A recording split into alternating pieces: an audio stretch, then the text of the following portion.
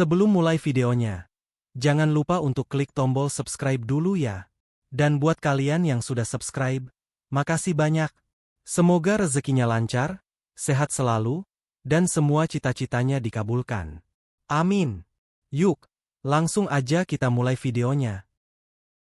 Di sebuah sudut hutan yang jauh dari keramaian, berdirilah sebuah gubuk tua yang dindingnya terbuat dari anyaman bambu dan atapnya dari daun rumbia yang sudah mulai lapuk dimakan waktu.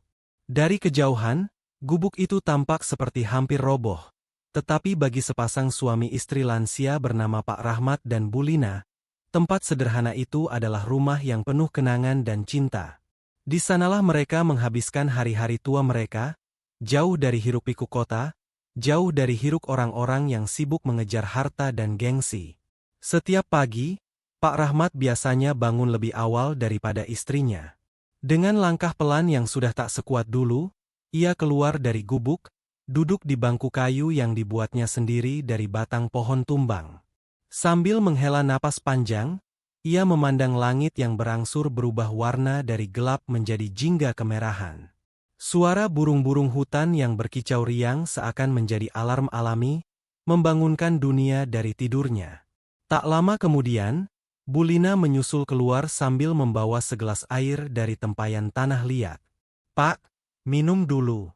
Biar badan segar," ucapnya dengan suara lembut yang selalu membuat hati Pak Rahmat terasa tenang.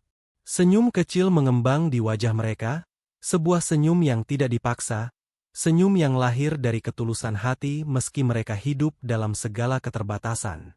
Hari-hari mereka tak pernah diwarnai oleh hal-hal mewah.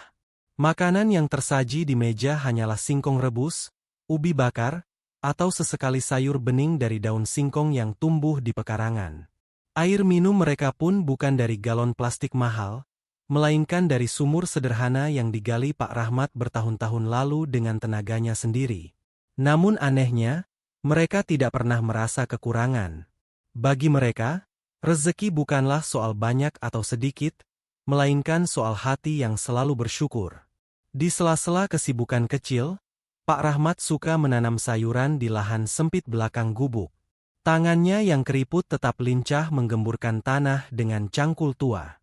Sementara itu, Bu Lina sibuk merapikan tikar pandan, menyapu halaman dengan sapu lidi, lalu menyanyi pelan lagu-lagu lama yang pernah ia dengar saat muda dulu.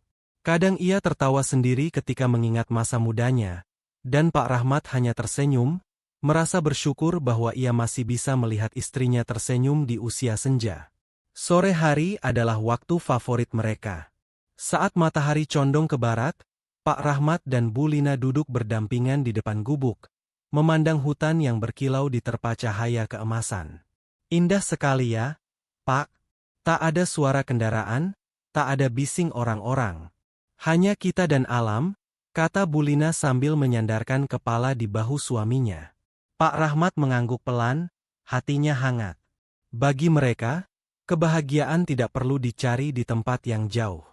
Bahagia bisa ditemukan di gubuk reot, asalkan hati penuh cinta. Kadangkala, mereka mendapat tamu tak diundang.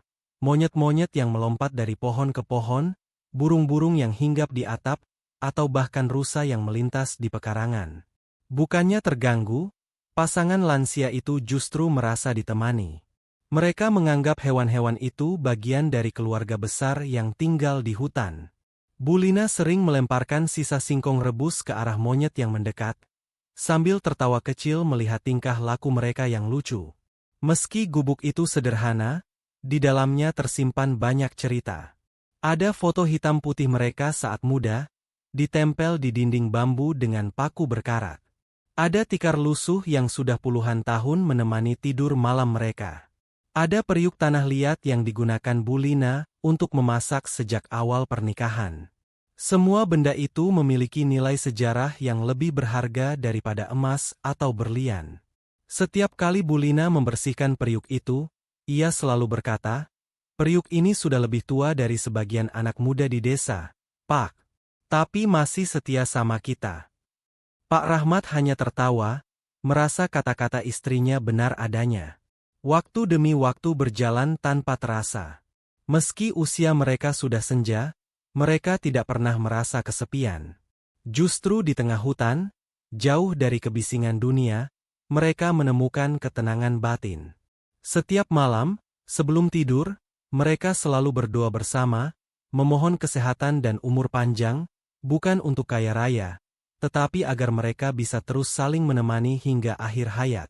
Suatu malam, saat bulan purnama menggantung indah di langit, Bu Lina menatap suaminya yang mulai terlelap.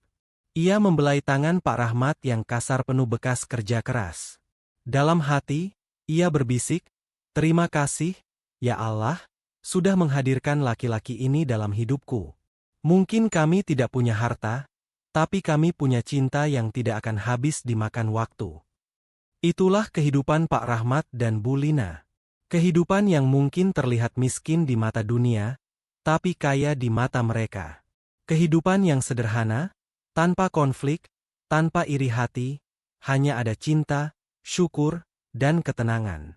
Mereka tidak pernah tahu bahwa perjalanan hidup mereka akan segera berubah, bahwa di balik hutan yang tampak damai, takdir sedang menyiapkan ujian besar.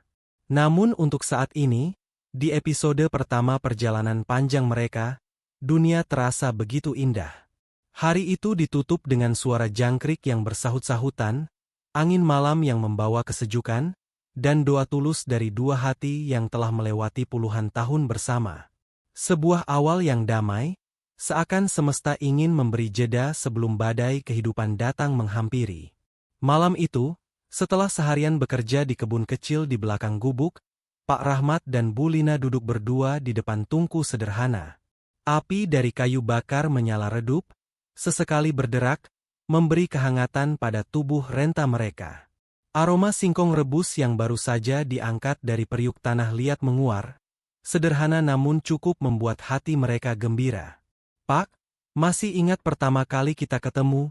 tanya Bu Lina tiba-tiba, sembari mengupas singkong panas dengan jari-jarinya yang sudah keriput. Senyum samar tersungging di bibirnya, seolah ada memori indah yang kembali hadir. Pak Rahmat terdiam sejenak, menatap wajah istrinya dengan penuh kasih. "Tentu aku ingat, Bu. Mana mungkin aku bisa lupa. Itu hari yang mengubah hidupku." Bu Lina tertawa kecil, matanya berbinar meski dipenuhi garis usia. "Aku juga tak akan lupa, Pak. Waktu itu hujan besar, banjir melanda desa. Aku terjebak di rumah panggung yang hampir roboh. Semua orang sibuk menyelamatkan diri masing-masing. Tapi kau datang dengan perahu kecilmu, menjemputku. Padahal kau bisa saja selamatkan dirimu sendiri." Ingatan itu kembali terputar jelas di benak mereka. Puluhan tahun lalu, desa tempat mereka tinggal dilanda banjir bandang. Air sungai meluap deras, menghanyutkan sawah, rumah, bahkan hewan ternak. Semua orang panik, berlari mencari tempat aman. Di tengah kekacauan itu, Rahmat muda, seorang pemuda sederhana, anak petani miskin, justru mendayung perahu kecilnya menuju rumah panggung di tepi sungai. Di sana, Lina muda yang masih belia menjerit ketakutan, terjebak sendirian karena orang tuanya sedang berjuang menyelamatkan barang-barang. "Cepat naik, Neng. Air makin tinggi," teriak Rahmat kala itu, suaranya mengalahkan gemuruh banjir. Tanpa pikir panjang, Lina melompat ke perahu. Perahu oleng, hampir terbalik, namun Rahmat sigap menyeimbangkannya. Dengan tenaga yang tersisa, ia mendayung melawan arus deras hingga mereka tiba di tanah yang lebih tinggi. Nafas Rahmat terengah-engah, bajunya basah kuyup, tapi senyumnya tetap merekah. Sejak saat itu, dalam hati Lina tumbuh rasa kagum yang perlahan berubah menjadi cinta. Kisah sederhana itu menjadi awal perjalanan panjang mereka. Rahmat, pemuda miskin yang tak punya apa-apa selain hati yang tulus, dan Lina, gadis desa yang kala itu masih banyak dilirik pemuda lain.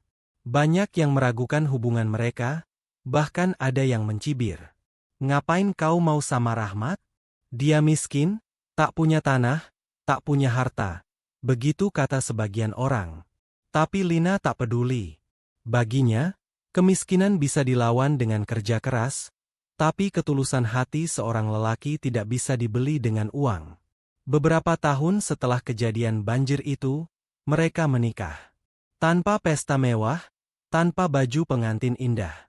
Hanya sebuah doa dari penghulu, seikat janur kuning sebagai simbol kesakralan, dan beberapa piring nasi uduk sederhana yang mereka bagikan kepada tetangga. Lina mengenakan kebaya tua peninggalan ibunya, sementara Rahmat memakai baju koko putih lusuh yang dipinjam dari saudaranya. Meski sederhana, kebahagiaan mereka saat itu tak tertandingi. "Pak, aku masih bisa membayangkan wajahmu waktu ijab kabul. Kau gugup sekali sampai tanganmu gemetar saat menyalami penghulu." Canda Bu Lina, matanya berbinar menertawakan masa lalu. Pak Rahmat ikut tertawa, meski wajahnya memerah. "Ya, aku takut sekali kalau aku salah ucap. Tapi alhamdulillah, sekali lafaz langsung sah. Kau pun langsung menangis. Aku bingung, apakah kau menangis karena bahagia atau menyesal menikah denganku?" "Dasar, Pak, kau selalu saja bisa membuatku tertawa," jawab Bu Lina sambil menepuk lembut bahu suaminya. Pernikahan mereka memang tidak dimulai dengan kemewahan. Mereka tinggal di rumah kecil peninggalan orang tua Pak Rahmat, bekerja keras mengolah tanah seadanya. Bu Lina terbiasa menanam sayur, sementara Pak Rahmat mencari nafkah dengan menjadi buruh tani. Hidup tidak mudah, tapi mereka selalu menemukan cara untuk saling menguatkan. Ketika hujan deras mengguyur sawah dan panen gagal, mereka tetap saling menghibur. "Tak apa, Bu. Mungkin rezeki kita bukan dari sawah kali ini, tapi dari jalan lain," kata Pak Rahmat. Dan benar saja, beberapa hari kemudian, tetangga yang iba memberi mereka beras. Saat itu mereka sadar bahwa rezeki sering datang dari arah yang tidak terduga. Tahun demi tahun berlalu, mereka tidak dikaruniai anak. Awalnya, Bu Lina merasa sedih. Ia sering menangis diam-diam di malam hari, merasa kurang sempurna sebagai seorang istri. Namun, Pak Rahmat selalu menghapus air matanya. "Bu, jangan bersedih. Anak itu titipan Allah. Kalau kita belum diberi, bukan berarti kita tidak berharga. Kita masih bisa saling menyayangi sampai tua, itu sudah cukup," ucapnya. Kata-kata itu selalu menjadi penguat yang membuat Bu Lina tetap tegar. Di usia mereka yang kini senja, kenangan itu terasa begitu indah. Mereka menyadari bahwa cinta sejati bukan soal pesta besar atau rumah megah, melainkan soal janji untuk tetap bertahan bersama dalam suka dan duka. Malam semakin larut. Api di tungku mulai padam, menyisakan bara merah yang berkilau. Bu Lina menyandarkan kepalanya di bahu Pak Rahmat. "Pak, aku tidak pernah menyesal menikah denganmu. Meski hidup kita penuh keterbatasan, aku bahagia. Bahagia karena aku tahu, kau selalu ada untukku." Pak Rahmat tersenyum, matanya menerawang ke langit-langit gubuk yang bocor. "Aku juga tak pernah menyesal, Bu. Kalau aku boleh memilih 1000 kali kehidupan, aku akan tetap memilih hidup bersamamu. Karena bagiku, kau adalah rumahku yang sesungguhnya." Air mata Bu Lina menetes, bukan karena sedih, tetapi karena rasa haru. Di tengah kesederhanaan, mereka merasakan cinta yang begitu dalam. Cinta yang sudah ditempa oleh waktu, diuji oleh kemiskinan, dan tetap bertahan hingga hari tua. Di luar, suara hutan malam bersahut-sahutan. Jangkrik, burung hantu, dan desir angin yang menyapu dedaunan. Semua seolah menjadi saksi keabadian cinta Pak Rahmat dan Bu Lina. Tidak ada yang bisa memisahkan mereka. Tidak harta, tidak usia, bahkan waktu sekalipun. Malam itu, sebelum tidur, Bu Lina berdoa dalam hati. "Ya Allah, terima kasih telah menghadiahkanku suami yang tulus. Biarlah kami hidup di gubuk reot ini sampai kapanpun, asalkan kami tetap bersama dalam kasih dan ridha MU." Mereka pun terlelap, tenggelam dalam pelukan kenangan masa muda yang manis. Tidak tahu bahwa perjalanan hidup selanjutnya akan membawa mereka pada ujian besar yang jauh lebih berat. Namun, kenangan masa muda itulah yang akan menjadi kekuatan, pondasi cinta yang membuat mereka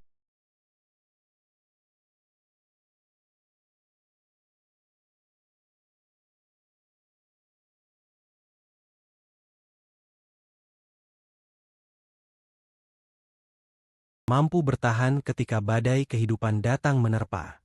Pagi itu, langit hutan tampak berbeda. Biasanya suara burung bersahut-sahutan, udara terasa sejuk, dan embun menetes dari dedaunan. Namun kali ini semua tampak gersang. Matahari muncul lebih cepat, panasnya menyengat bahkan sejak fajar baru saja terbit. Rumput-rumput di halaman gubuk Pak Rahmat mulai menguning, tanah retak-retak seperti kulit pecah karena kekeringan. Pak Rahmat berdiri di belakang rumah, menatap kebun kecil yang selama ini menjadi harapan hidup mereka. Sayur kangkung yang ditanam dengan penuh harapan kini layu, daun-daunnya kering, batangnya rapuh. Ubi jalar yang biasanya tumbuh subur pun tak mampu bertahan di tanah yang kekurangan air. Ia berjongkok, menyentuh tanah yang keras, lalu menghela napas panjang. "Pak, bagaimana kebun kita?" tanya Bu Lina yang datang membawa seember kecil air. Wajahnya terlihat cemas, meski berusaha menyembunyikannya dengan senyum tipis. Pak Rahmat menggeleng pelan. "Air sumur sudah mulai surut, Bu. Kalau kita terus siram kebun, takutnya kita kehabisan air untuk minum. Tanaman ini mungkin tidak bisa kita selamatkan." Hati Bu Lina terasa pedih mendengar kata-kata suaminya. Selama ini kebun kecil itulah yang menjadi tumpuan hidup mereka.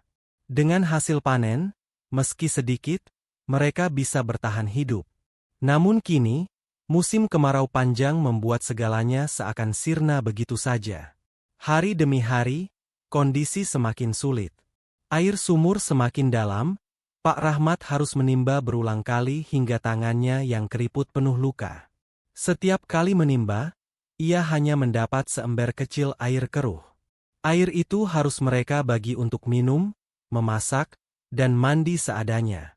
Sementara itu, kebun mereka benar-benar mati. Persediaan makanan yang biasanya cukup untuk sebulan kini habis dalam waktu singkat. Singkong yang mereka simpan di gudang kecil sudah kering keriput, sebagian bahkan membusuk. Bu Lina berusaha mengolah apa yang tersisa, tetapi rasanya sudah tidak enak. Meski begitu, mereka tetap memakan dengan penuh syukur. "Bu, maafkan aku. Aku tidak bisa memberi makan yang layak untukmu," ucap Pak Rahmat suatu malam, setelah mereka hanya makan umbi liar yang pahit. Bu Lina menatap suaminya dengan lembut. "Pak, jangan bicara begitu. Kita sudah bersama puluhan tahun. Aku tidak butuh makanan enak, aku hanya butuh kau tetap di sisiku.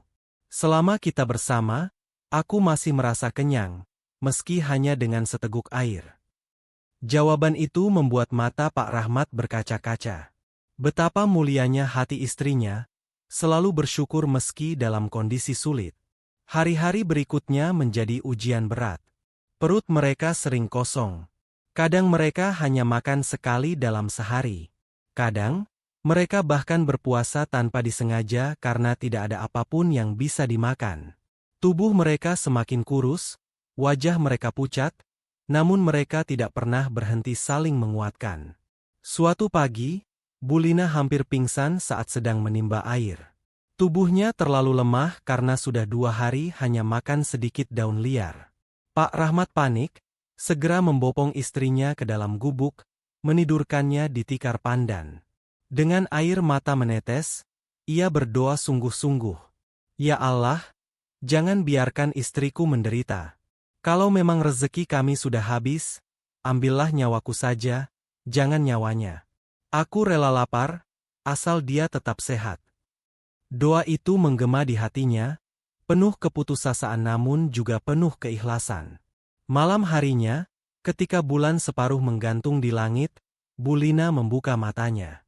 Tubuhnya masih lemah, tapi senyum kecil terukir di bibirnya. "Pak, aku masih hidup. Jangan khawatir, ya. Aku masih ingin terus menemanimu." Pak Rahmat menahan tangis, menggenggam tangan istrinya erat-erat. Mereka saling menatap tanpa kata, hanya ada cinta yang terucap lewat mata yang berkaca-kaca. Hari-hari sulit itu membuat mereka semakin menyadari arti kebersamaan. Bukan harta yang mereka kejar, bukan kemewahan yang mereka impikan, melainkan sekadar bisa saling menemani di kala lapar, haus, dan letih. Meski begitu, ada kalanya hati mereka goyah. Bu Lina sering melamun, membayangkan bagaimana seandainya dulu mereka pindah ke kota, bekerja keras, mungkin mereka bisa hidup lebih layak. Tapi setiap pikiran itu datang, ia segera mengingat ucapan suaminya bertahun-tahun lalu. Hidup bukan soal di mana kita tinggal, tapi dengan siapa kita menjalani.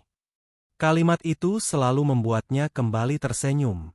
Kemarau terus berlanjut, dan suara retakan tanah semakin jelas terdengar setiap kali mereka melangkah.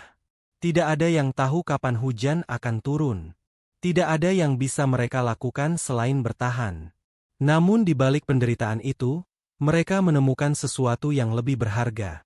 Kekuatan doa, ketulusan cinta, dan keyakinan bahwa Tuhan tidak akan pernah meninggalkan mereka. Hari-hari sulit itu menjadi awal dari rangkaian ujian besar yang akan datang. Tapi pada saat itu, meski tubuh mereka lemah dan perut kosong, hati mereka tetap kuat karena ada satu hal yang tidak bisa diambil oleh kemarau, rasa syukur. Hari-hari sulit itu semakin berat. Kemarau panjang membuat tanah kian retak, udara terasa panas, dan tubuh Pak Rahmat serta Bu Lina semakin lemah. Mereka hanya mampu bertahan dengan sedikit umbi-umbian pahit yang ditemukan di hutan. Perut sering kosong, bibir pecah-pecah, kulit mereka semakin kusam. Namun doa tetap mereka panjatkan setiap malam, dengan suara lirih di tikar pandan yang sudah usang. Suatu sore, Bu Lina mencoba membantu suaminya menimba air di sumur. Tubuhnya sudah begitu lemah, tapi ia memaksa. "Pak, biar aku yang menimba. Kau sudah terlalu sering memaksakan diri," katanya. Pak Rahmat menatap istrinya dengan ragu. "Tapi, Bu, tubuhmu saja sudah gemetar. Aku tidak tega." Namun Bu Lina bersikeras. Ia ingin sedikit meringankan beban suaminya. Ia menurunkan timba kecil ke dalam sumur. Tapi baru setengah jalan, tangannya kehilangan tenaga. Tubuhnya goyah, matanya berkunang-kunang, lalu, bruk, ia jatuh pingsan di dekat sumur. "Bu! Ya Allah, Bu Lina!" teriak Pak Rahmat panik. Ia segera berlari, mengangkat tubuh istrinya yang kurus dan membaringkannya di atas tikar dalam gubuk. Nafas Bu Lina lemah, wajahnya pucat pasi. Air mata Pak Rahmat jatuh membasahi tangan istrinya. Dengan suara bergetar, ia berdoa, "Ya Allah, Engkau yang Maha Pengasih, tolonglah istriku. Jangan ambil dia sekarang. Kami memang miskin, kami memang lapar, tapi jangan cabut nyawanya sebelum aku bisa terus menjaganya. Aku tidak punya siapa-siapa lagi selain dia." Tangisan itu menggema di dalam gubuk reot. Seolah alam pun mendengarnya. Angin bertiup lebih kencang, dedaunan berjatuhan, dan suara hutan hening mendadak. Tiba-tiba, suara langkah terdengar dari luar. Pak Rahmat terkejut. Di tengah hutan seperti ini, jarang ada orang lewat. Ia bangkit, mencoba melihat ke arah pintu gubuk. Namun bukan manusia yang datang. Seekor rusa jantan muncul dari balik pepohonan. Tubuhnya gagah, tanduknya tinggi menjulang. Ia berjalan perlahan menuju halaman gubuk. Pak Rahmat tertegun. "Rusa? Dari mana dia datang?" gumamnya. Rusa itu berhenti di dekat sumur, lalu mengibaskan kepalanya. Dari tanduknya, beberapa buah hutan berjatuhan ke tanah. Mangga hutan, jambu air, dan beberapa buah liar yang masih segar. Pak Rahmat terdiam, hatinya bergetar. Ia mendekat perlahan, memungut buah-buah itu dengan mata berkaca-kaca. "Subhanallah, ini pertolongan MU, ya Allah." Dengan tergesa, ia mengupas salah satu buah dan menyuapkannya ke mulut Bu Lina yang masih pingsan. Perlahan, bibir Bu Lina bergerak. Ia menelan sedikit demi sedikit. Beberapa saat kemudian, matanya terbuka. Wajahnya masih pucat, tapi ada sedikit warna merah kembali di pipinya. "Pak, aku mimpi ya? Kok ada buah manis di mulutku?" bisiknya lemah. Pak Rahmat menggenggam tangannya erat-erat. "Bukan mimpi, Bu. Ini keajaiban. Allah kirim rusa membawa buah untuk kita. Kau harus kuat, Bu. Jangan menyerah." Air mata Bulina mengalir. Dengan sisa tenaga, ia tersenyum. Aku tahu, Allah tidak pernah meninggalkan kita. Sejak hari itu, mereka merasa ada tanda bahwa Tuhan benar-benar menjaga mereka. Buah-buah dari rusa itu cukup untuk beberapa hari. Mereka memakannya dengan penuh syukur, meski sedikit demi sedikit agar bisa bertahan lebih lama. Setiap kali memandang buah itu, Pak Rahmat selalu berkata, "Inilah bukti kalau doa orang kecil seperti kita pun didengar. Kita tidak punya siapa-siapa di dunia, tapi kita punya Allah yang Maha Kuasa." Malamnya, setelah Bulina sedikit membaik, mereka berdua duduk di depan gubuk. Bulan purnama bersinar terang, seakan ikut menyaksikan kebahagiaan kecil mereka. Pak Rahmat memandang istrinya dengan haru. "Bu, aku janji, aku akan terus menemanimu apapun yang terjadi. Meski kita miskin, meski kita lapar, aku tak akan biarkan kau sendirian." Bulina mengangguk, menggenggam tangan suaminya. "Aku pun begitu, Pak. Hidup kita memang berat, tapi aku tidak pernah menyesal memilih jalan ini. Aku bahagia karena kita masih bisa saling mendampingi." Suasana hening, hanya suara jangkrik dan desir angin yang menemani mereka. Namun di hati mereka, ada rasa damai yang begitu besar. Mereka sadar, meski manusia sering melupakan, Allah tidak pernah meninggalkan. Keesokan paginya, rusa itu sudah tidak ada lagi. Hanya jejak kaki yang tertinggal di tanah kering. Namun buah-buah yang ditinggalkannya menjadi pengingat bahwa keajaiban bisa datang kapan saja. Bahkan di saat mereka sudah hampir menyerah. Hari itu, meski tubuh mereka masih lemah, semangat mereka bangkit kembali. Mereka percaya, jika satu keajaiban sudah datang, maka akan ada keajaiban lain yang menyusul. Yang penting, mereka harus tetap bertahan dan terus bersyukur. Bagi orang lain, mungkin itu hanya kebetulan. Tapi bagi Pak Rahmat dan Bulina, itu adalah tanda cinta dari Tuhan. Cinta yang datang di saat mereka benar-benar membutuhkan, cinta yang memberi mereka alasan untuk terus hidup. Hidup di hutan memang membuat Pak Rahmat dan Bulina jarang bersentuhan dengan dunia luar. Mereka sudah terbiasa dengan kesunyian, suara jangkrik, desiran angin, dan nyanyian burung yang menemani hari-hari mereka. Namun tanpa mereka sadari, kabar tentang keberadaan pasangan lansia yang tinggal di gubuk reot itu perlahan mulai menyebar ke telinga orang-orang di desa terdekat. Semua bermula dari seorang pencari kayu bakar. Suatu siang, seorang lelaki desa bernama Darto masuk ke hutan untuk mencari ranting kering. Ia berjalan jauh hingga mendekati gubuk Pak Rahmat. Dari kejauhan, ia melihat sosok lelaki tua yang sedang menimba air dengan susah payah. Sementara seorang perempuan tua duduk lemah di depan gubuk. Rasa ingin tahu membuatnya mendekat. "Assalamualaikum," seru Darto dengan suara lantang. Pak Rahmat menoleh, agak terkejut. Jarang sekali ada orang asing yang datang. "Waalaikumsalam, silakan, Nak. Ada perlu apa sampai ke sini?" Darto mendekat, menatap gubuk yang sudah miring. "Saya cuma cari kayu bakar, Pak." Saya kira di tengah hutan ini tidak ada orang tinggal. Ternyata ada bapak dan ibu di sini." Pak Rahmat tersenyum ramah. "Kami memang tinggal di sini sudah lama. Rumah sederhana saja. Tidak ada apa-apa." Darto mengangguk, hatinya tersentuh melihat kesederhanaan pasangan itu. Ia sempat berbincang sebentar, lalu pamit. Namun cerita tentang pasangan lansia yang tinggal di gubuk reot itu tidak bisa hilang dari pikirannya. Begitu sampai di desa, ia mulai bercerita kepada tetangga-tetangganya. "Kalian tahu nggak? Di tengah hutan, ada sepasang kakek nenek yang tinggal di gubuk tua. Mereka hidup seadanya, makan singkong dan daun-daun. Aku tadi lihat langsung. Kasihan sekali." Cerita itu segera menyebar. Ada yang merasa iba, namun tidak sedikit juga yang menanggapinya dengan sinis. Kasihan memang, tapi kenapa mereka memilih tinggal di hutan? Bukankah di desa ada rumah kosong yang bisa ditinggali? Kata seorang ibu sambil mencibir. Mungkin mereka ingin dianggap sakti.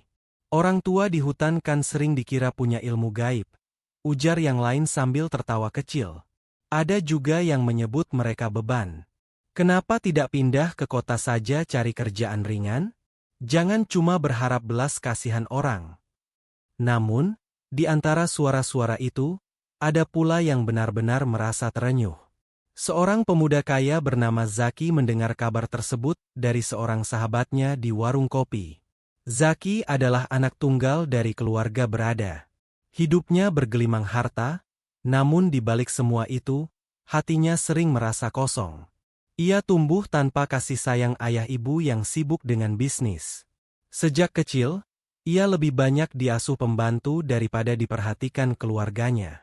Saat mendengar kisah tentang pasangan lansia yang tinggal di hutan, Zaki terdiam lama. Benarkah? Ada kakek nenek tinggal di hutan begitu? Mereka masih hidup sampai sekarang? Tanyanya serius. Iya, Ki. Katanya rumahnya sudah hampir roboh. Mereka makan apa adanya. Kau tahu kan Darto? Dia yang lihat langsung, jawab temannya. Hati Zaki bergetar. Ada rasa penasaran sekaligus iba yang muncul. Ia merasa ada sesuatu yang memanggilnya untuk melihat sendiri kebenaran kabar itu. Malam itu, ia tidak bisa tidur nyenyak. Bayangan tentang pasangan tua yang hidup di hutan terus menghantui pikirannya. Ia bertanya pada dirinya sendiri, bagaimana kalau itu orang tuaku? Bagaimana kalau suatu saat aku juga tua dan sendirian? Hari-hari berikutnya, kabar tentang gubuk reot itu semakin meluas. Ada anak-anak muda yang menjadikannya bahan cerita seru di pos ronda, seakan itu kisah legenda. Ada pula orang-orang yang menyebarkannya ke pasar, hingga banyak yang penasaran. Namun tidak ada satupun yang benar-benar berani masuk ke hutan untuk membuktikannya, kecuali Darto yang sudah pernah bertemu. Sementara itu, Pak Rahmat dan Bu Lina tidak tahu apa-apa. Mereka tetap menjalani hari-hari dengan tenang. Meski lapar masih sering menghampiri, mereka tetap bersyukur atas buah-buahan yang sempat ditinggalkan rusa beberapa hari lalu. Bagi mereka, itu adalah tanda bahwa Tuhan masih menjaga.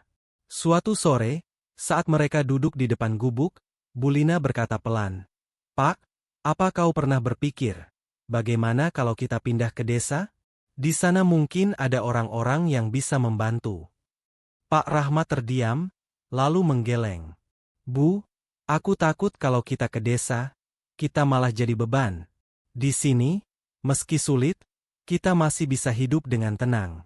Orang desa punya urusan masing-masing. Mereka mungkin tidak mau repot memikirkan orang tua seperti kita." Bu Lina menghela napas. "Aku hanya takut, kalau suatu hari kau sakit, aku sendirian. Atau sebaliknya." Pak Rahmat menatap istrinya dengan penuh kasih. "Selama kita bersama, aku yakin Allah tidak akan membiarkan kita sendiri. Percayalah, Bu, kalau kita ikhlas, pasti ada jalan." Malam itu, mereka berdoa lebih lama dari biasanya. Doa yang sederhana, tapi keluar dari hati yang tulus, agar mereka diberi kekuatan bertahan, agar tidak menjadi beban siapapun, dan agar tetap bisa saling menemani hingga akhir hayat. Tanpa mereka sadari, doa itu akan segera dijawab. Sebab dari jauh, di hati seorang pemuda bernama Zaki, ada dorongan kuat untuk bertemu dengan mereka. Takdir mulai bergerak, mempertemukan jalan hidup yang berbeda. Pasangan tua yang miskin namun kaya cinta, dan seorang pemuda kaya yang merasa kesepian di tengah kemewahan. Perjalanan besar mereka baru akan dimulai.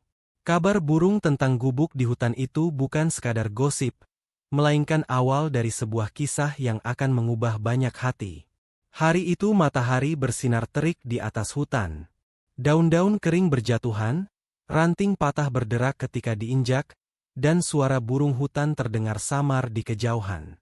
Di tengah kesunyian itu, seorang pemuda tampan dengan pakaian rapi namun lusuh karena berdebu melangkah tergesa. Itulah Zaki, yang tengah berburu bersama beberapa kawannya.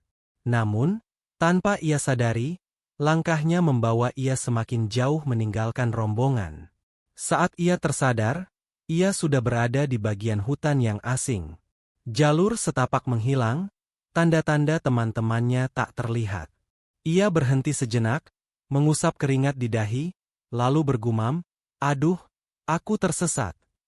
Zaki mencoba kembali menyusuri jalan, tapi setiap langkah hanya membawanya semakin dalam ke dalam rimbunan pohon. Ia memandang ke langit, tapi kanopi pepohonan terlalu rapat, menutupi arah matahari. Perutnya mulai lapar, tenggorokannya kering. Air mineral yang ia bawa tinggal setengah botol. Sambil terus berjalan, ia tiba-tiba mendengar suara samar. Cekrek, cekrek. Seperti bunyi timba yang diturunkan ke dalam sumur. Zaki menghentikan langkahnya, menajamkan pendengaran. Ia mengikuti arah suara itu. Semakin dekat, suara itu makin jelas. Hingga akhirnya, matanya menangkap pemandangan yang membuatnya tertegun. Di balik semak-semak, berdirilah sebuah gubuk reot, dindingnya dari anyaman bambu yang sudah rapuh. Atapnya miring nyaris roboh. Di depannya ada sumur tua. Seorang lelaki renta, kurus dengan rambut memutih, sedang berusaha menimba air dengan tubuh bergetar. Zaki bersembunyi sebentar, memperhatikan. Lalu pandangannya beralih ke sosok perempuan tua yang duduk di bangku kayu pendek, menatap suaminya dengan wajah cemas. Perempuan itu begitu kurus, tangannya berurat, tapi matanya penuh kasih. Hati Zaki bergetar. Apakah ini pasangan tua yang diceritakan orang-orang? Pikirnya. Ia melangkah maju dengan hati-hati. "Assalamualaikum," ucapnya pelan. Pak Rahmat yang sedang menimba air terkejut. Tangan tuanya hampir melepaskan tali timba. Ia menoleh, menatap pemuda asing itu. Wajahnya penuh tanya. "Waalaikumsalam. Siapa kau, nak? Dari mana datangnya?" Zaki tersenyum kikuk. "Maaf, Pak, saya tersesat. Tadi masuk hutan untuk berburu, tapi malah tidak menemukan jalan keluar. Saya dengar suara timba, lalu sampai di sini." Bulina yang sejak tadi diam, menatap Zaki penuh rasa ingin tahu. "Oh, jadi kau pemburu? Masuklah dulu, nak. Kau pasti lelah. Meski rumah kami tidak layak, setidaknya kau bisa duduk sebentar." Zaki merasa hatinya terenyuh mendengar keramahan itu. Ia melangkah masuk ke teras gubuk kecil. Dari dekat, ia bisa melihat dengan jelas betapa rapuhnya tempat tinggal itu. Lantai tanahnya retak, dinding bambunya bolong di sana-sini. "Silakan duduk di bangku ini, nak," kata Pak Rahmat sambil menunjuk kursi kayu yang patah salah satu kakinya, tapi masih bisa dipakai. Zaki duduk dengan hati-hati. Ia menatap keduanya. "Pak, Bu, kalian tinggal di sini berdua saja?" Pak Rahmat mengangguk. "Iya, nak. Sudah bertahun-tahun kami di sini. Tidak ada siapa-siapa lagi. Kami hanya berdua, saling menemani." Zaki merasa dadanya sesak. Ia teringat masa kecilnya yang dingin tanpa kasih sayang orang tua. Dan di hadapannya sekarang, ada dua orang tua renta yang meski hidup serba kekurangan, wajah mereka tetap memancarkan ketenangan. Ia mengeluarkan bekal dari ranselnya. Ada roti, air mineral, dan sepotong daging asap. "Pak, Bu, maaf, saya hanya punya ini. Tolong diterima. Saya tidak tega melihat kalian." Bulina terdiam, menatap makanan itu dengan mata berkaca-kaca. Tangan tuanya bergetar saat menerima sepotong roti. "Nak, kau tidak tahu betapa berartinya ini. Sudah 3 hari kami hanya makan umbi liar. Terima kasih. Semoga Allah membalas kebaikanmu." Air mata menetes di pipinya. Pak Rahmat pun berkaca-kaca. Mereka makan perlahan, seolah setiap suap adalah emas. Zaki hanya bisa menatap, merasakan campuran haru dan perasaan bersalah. "Pak, Bu, kenapa kalian memilih tinggal di hutan? Bukankah di desa lebih mudah mencari bantuan?" tanya Zaki hati-hati. Pak Rahmat menghela napas panjang. "Nak, kami sudah lama merasa tidak punya tempat di desa. Tanah kami dijual, rumah kami digusur. Kami memilih tinggal di sini agar tidak merepotkan siapapun. Kami tidak ingin jadi beban." Jawaban itu membuat Zaki terdiam lama. Di hatinya muncul rasa hormat. Mereka tidak punya apa-apa, tapi masih memikirkan orang lain. Sedangkan aku, hidup berkecukupan tapi selalu merasa kesepian. Sore itu, Zaki duduk cukup lama bersama pasangan lansia itu. Mereka bercerita tentang masa muda, tentang suka duka tinggal di hutan, dan tentang keyakinan mereka bahwa Tuhan tidak pernah meninggalkan. Saat matahari mulai tenggelam, Zaki berdiri. "Pak, Bu, saya harus kembali mencari jalan keluar. Tapi saya janji, saya akan datang lagi. Saya tidak bisa membiarkan kalian begini." Pak Rahmat tersenyum. "Nak, kau sudah sangat baik memberi kami makanan. Jangan memaksakan diri. Hidupmu masih panjang, jangan pikirkan kami terlalu jauh." Namun di hati Zaki, tekad sudah bulat. Ia melangkah pergi, tapi pikirannya terus tertinggal di gubuk reot itu. Langkah kakinya ringan meski masih tersesat. Anehnya, setelah pertemuan itu, ia justru lebih cepat menemukan jalan keluar hutan. Seolah ada yang menuntunnya. Malam itu, saat ia berbaring di ranjang empuk di rumah mewahnya, wajah Pak Rahmat dan Bu Lina terus menghantui pikirannya.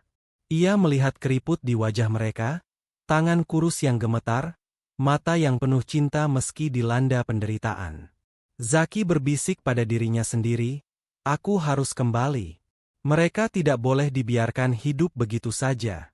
Mungkin inilah panggilan hidupku." Dan begitulah, sebuah pertemuan tak terduga di tengah hutan membuka jalan takdir baru. Pertemuan antara pemuda kaya yang haus kasih sayang, dengan sepasang lansia miskin yang kaya akan cinta dan ketabahan. Pertemuan yang kelak akan mengubah segalanya. Malam di rumah mewah Zaki terasa begitu sepi. Lampu kristal di ruang tamu memancarkan cahaya indah, sofa empuk tersedia, makanan lezat terhidang di meja makan. Namun semua itu tidak mampu mengenyangkan batin Zaki. Pikirannya masih melayang pada sosok dua orang tua renta yang ditemuinya di gubuk reot tengah hutan. Wajah Pak Rahmat yang keriput namun penuh keteguhan, suara lembut Bu Lina yang bergetar saat mengucapkan terima kasih, dan air mata mereka saat menerima sepotong roti. Semua itu terus terbayang. Zaki memandangi meja makan yang penuh lauk, lalu terdiam. Bagaimana bisa aku punya segalanya, tapi mereka bahkan tidak punya sepotong nasi? Pagi harinya, Zaki tidak bisa menahan dirinya. Ia menyiapkan ransel berisi roti, beras, sayuran, dan beberapa botol air mineral. Ia juga membawa obat-obatan ringan. Dengan tekad bulat, ia kembali masuk ke hutan, menyusuri jalan yang kemarin sempat membuatnya tersesat. Namun entah mengapa, langkahnya kali ini terasa lebih mudah. Seakan hutan itu sudah membuka jalan untuknya. Ketika sampai di depan gubuk, ia melihat Bu Lina sedang menyapu halaman kecil dengan sapu lidi yang hampir patah. Senyum lemah muncul di wajahnya saat melihat Zaki. "Nak Zaki, kau benar-benar datang lagi." Zaki mengangguk sambil tersenyum. "Iya, Bu. Saya sudah janji. Mana mungkin saya biarkan Bapak dan Ibu sendirian." Pak Rahmat keluar dari dalam gubuk, wajahnya tampak lebih segar meski masih kurus. "Assalamualaikum, Nak." "Astaga, kau sungguh kembali. Kau ini baik sekali." "Waalaikumsalam, Pak," jawab Zaki sambil menunduk hormat. Ia membuka ranselnya, mengeluarkan roti, beras, dan sayuran segar. "Ini saya bawakan sedikit makanan. Tolong diterima. Saya tahu kalian butuh." Bu Lina menatap makanan itu dengan mata berkaca-kaca. Tangannya gemetar saat memegang seikat sayuran. "Nak, kau tidak tahu betapa berharganya ini bagi kami. Sudah 3 hari terakhir, kami hanya makan singkong hutan dan daun rebus. Tubuh kami hampir tak kuat." Air matanya menetes. Ia buru-buru menyeka pipinya, tapi Zaki melihat jelas betapa harunya ia menerima bantuan itu. Pak Rahmat ikut menatap Zaki dengan mata yang berkilat. "Nak, kebaikanmu ini akan selalu kami kenang. Kau tahu, orang tua seperti kami sudah lama dilupakan dunia. Tapi hari ini, Tuhan kirimkan kau sebagai pengingat bahwa kasih sayang masih ada. Zaki tersenyum, namun hatinya terasa perih. Mengapa dunia begitu tega melupakan orang-orang seperti mereka? Mereka bertiga masuk ke dalam gubuk. Zaki terkejut melihat betapa rapuhnya tempat itu dari dalam. Dinding bambu banyak yang berlubang, atapnya bocor, lantai tanahnya lembab. Namun di sudut ruangan, ada sajadah lusuh yang masih sering dipakai berdoa. Itu membuat Zaki merasa rendah diri. Pak, Bu, kalian tinggal di sini, kalau hujan pasti basah semua. Ya? Tanyanya. Pak Rahmat mengangguk pelan. Betul, Nak. Kalau hujan deras, air masuk dari atap dan dinding. Tapi kami anggap itu ujian kecil. Asal masih bisa berdoa dan bersama, itu sudah cukup. Jawaban itu menusuk hati Zaki. Mereka punya begitu sedikit, tapi rasa syukurnya begitu besar. Saat makanan dimasak sederhana oleh Bu Lina, aroma harum roti panggang dan sayuran tumis memenuhi ruangan. Bu Lina meneteskan air mata lagi ketika menyajikan makanan itu di atas piring seng tua. Sudah lama sekali kami tidak makan senikmat ini. Terima kasih, Nak. Mereka makan bertiga, duduk di lantai tanah. Zaki ikut makan bersama, meski di rumahnya ia terbiasa makan di meja marmer dengan sendok garpu perak. Namun entah kenapa, makanan sederhana di gubuk itu terasa jauh lebih lezat. Mungkin karena dimakan dengan penuh syukur dan kebersamaan.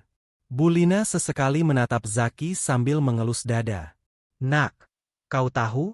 Setiap kali aku berdoa, aku selalu bilang kepada Allah, jangan biarkan kami mati dalam kelaparan. Kirimlah pertolongan MU, meski hanya seteguk air. Dan kau datang, Nak. Kau jawaban doa itu. Mata Zaki basah mendengarnya. Ia merasa kecil sekali. Bu, jangan bilang begitu. Saya tidak seberapa. Saya hanya melakukan hal kecil. Semua ini karena Allah. Saya hanya perantara. Pak Rahmat tersenyum bijak. Nak, ingatlah, kebaikan kecil, jika dilakukan dengan hati tulus, bisa mengguncang dunia. Kau mungkin merasa ini sedikit. Tapi bagi kami, ini penyelamat hidup. Kalimat itu menghantam hati Zaki. Ia pulang sore itu dengan perasaan campur aduk. Haru, bahagia, sekaligus bersalah. Haru karena bisa membuat mereka tersenyum. Bahagia karena menemukan orang tua yang seperti cahaya di tengah kesepian hatinya. Dan bersalah karena ia punya banyak harta namun selama ini tak pernah sungguh-sungguh menolong orang lain.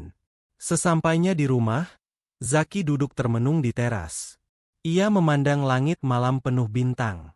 Kebaikan kecil bisa mengguncang dunia, ucapnya lirih, mengulang kata-kata Pak Rahmat.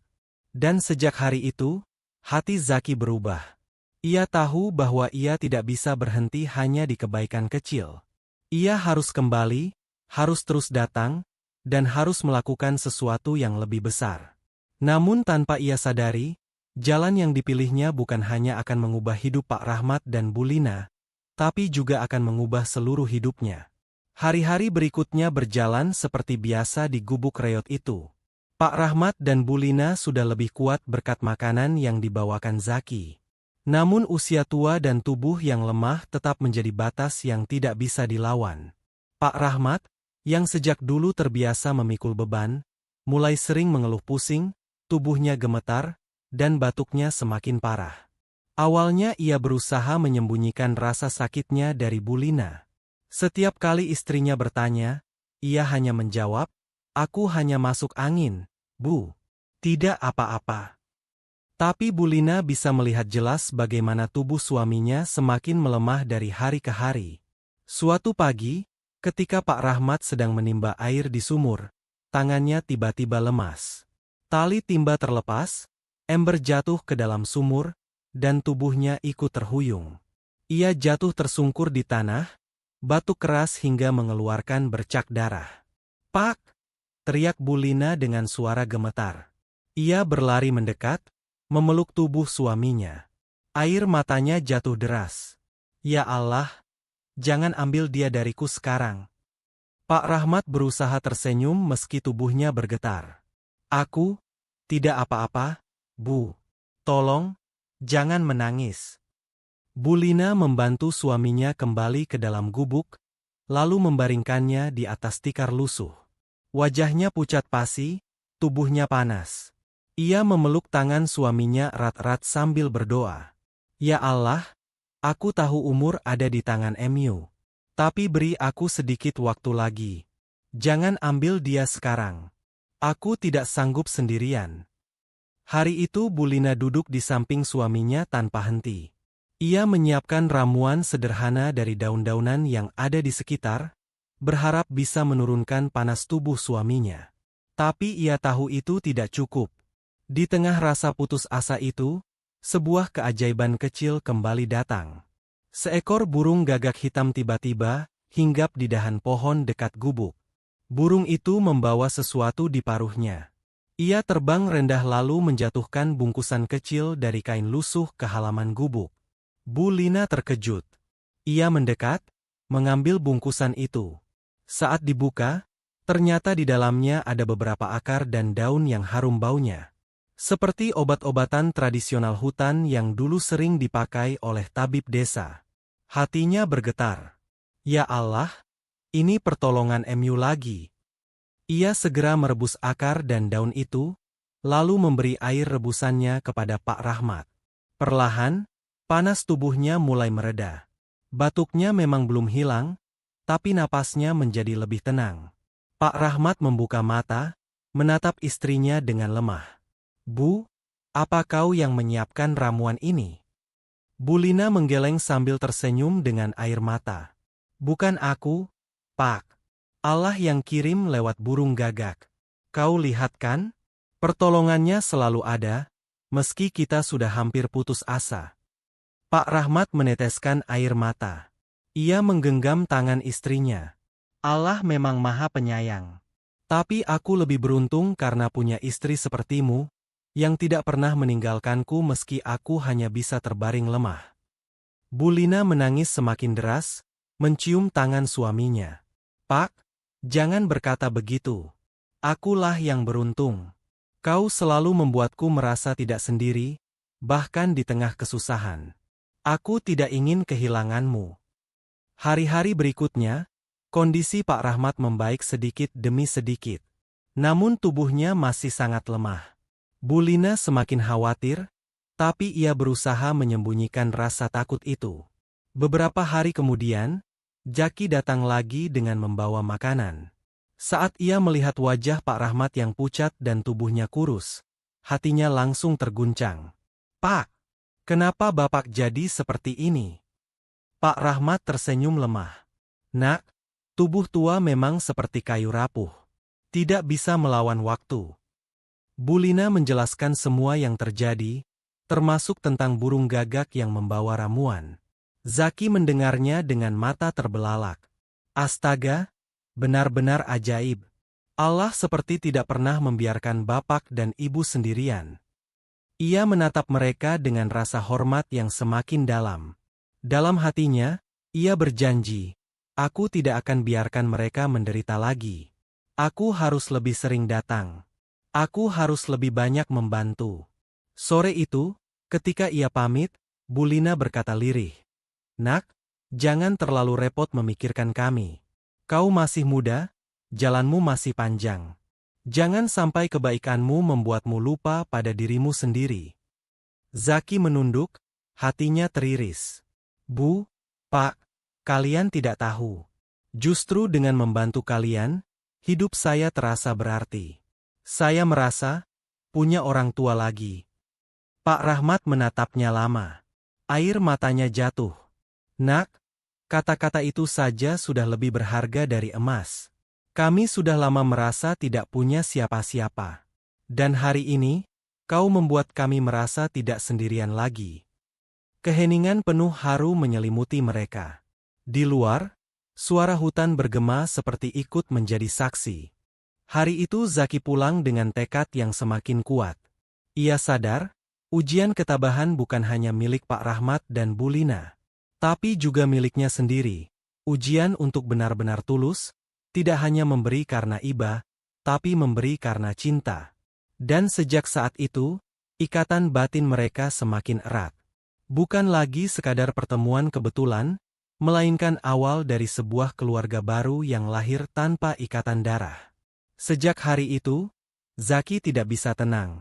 Bayangan wajah pucat Pak Rahmat dan tangisan lirih Bulina terus terngiang dalam pikirannya. Malam-malamnya terasa hampa, meski ia tidur di kamar megah dengan ranjang empuk. Hatinya seperti tersisa di gubuk reot itu, di tengah hutan yang sunyi. Suatu pagi, Zaki berdiri di depan meja makan rumahnya yang penuh dengan makanan lezat.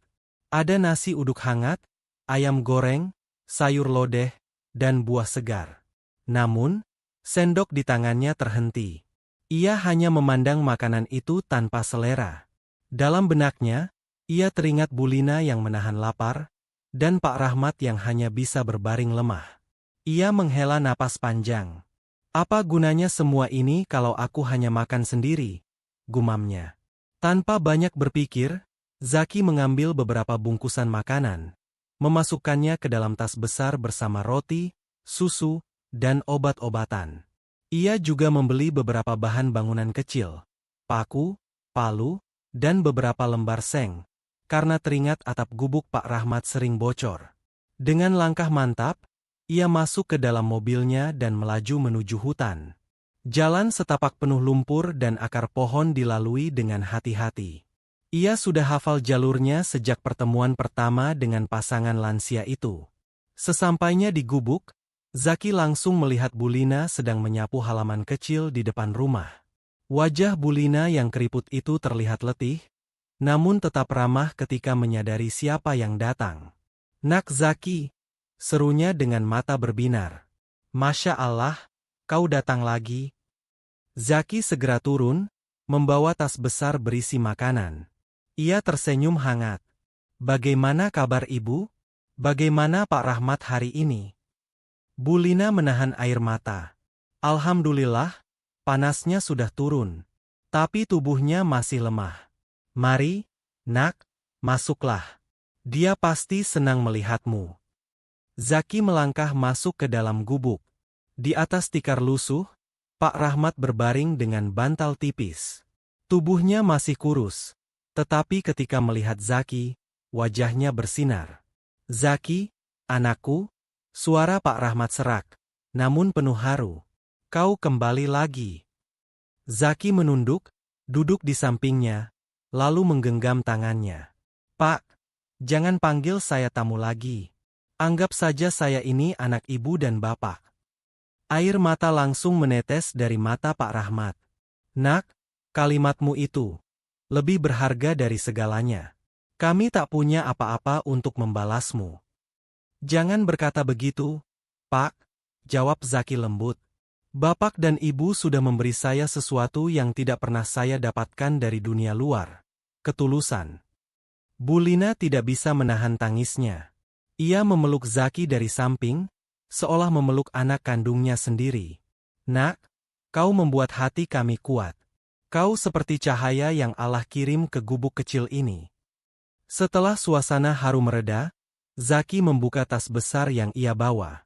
Ia mengeluarkan bungkusan nasi, roti, susu, dan beberapa buah segar.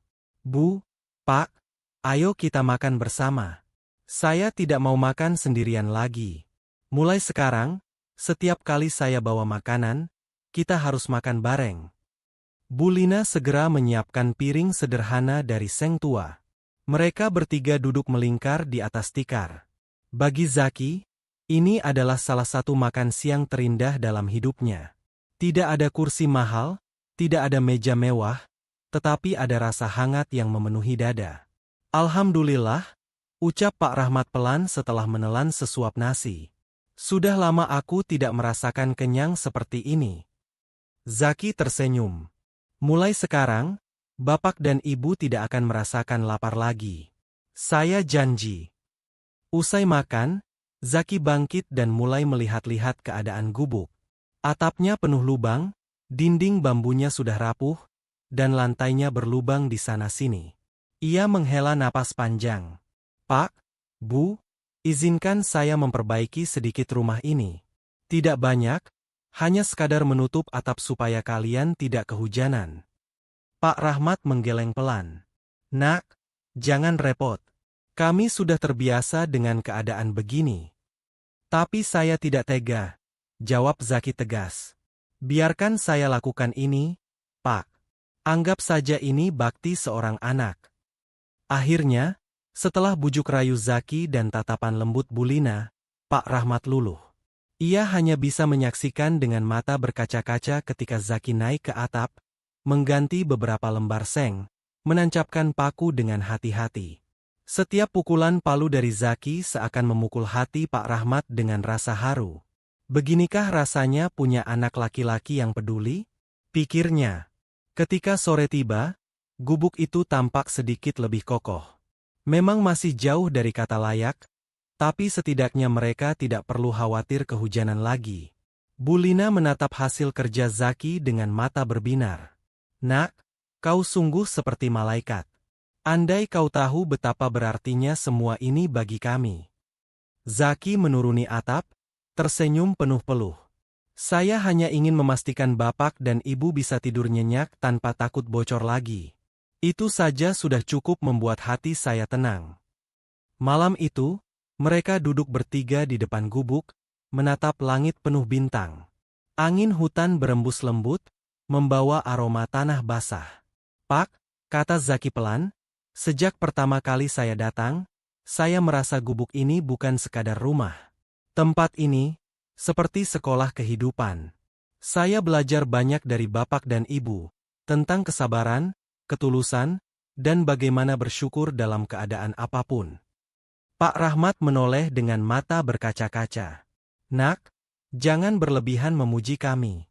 Kami hanya orang tua yang berusaha bertahan hidup. Justru itu yang membuat saya kagum, Pak, jawab Zaki tulus. Kebahagiaan kalian bukan dari harta, tapi dari hati yang penuh syukur. Itu pelajaran berharga yang tidak bisa saya beli dengan kekayaan. Bulina tersenyum lembut, menggenggam tangan Zaki. Nak, kalau memang kau merasa begitu, maka anggaplah kami orang tuamu. Jangan pernah sungkan datang, karena pintu gubuk ini akan selalu terbuka untukmu. Zaki menunduk, menahan tangis. Terima kasih, Bu. Saya tidak akan pernah melupakan kata-kata itu. Malam semakin larut. Zaki akhirnya pamit, meski hatinya berat meninggalkan mereka. Pak Rahmat dan Bulina berdiri di depan gubuk, melambaikan tangan dengan penuh doa. Semoga Allah selalu melindungi langkahmu, Nak, ucap Pak Rahmat. Dalam perjalanan pulang, hati Zaki dipenuhi kehangatan. Ia sadar, hidupnya kini memiliki tujuan baru. Bukan lagi sekadar mengumpulkan harta, melainkan menjaga dan merawat kedua lansia itu seperti orang tuanya sendiri. Dan sejak hari itu, kunjungan Zaki bukan lagi sekadar kebetulan.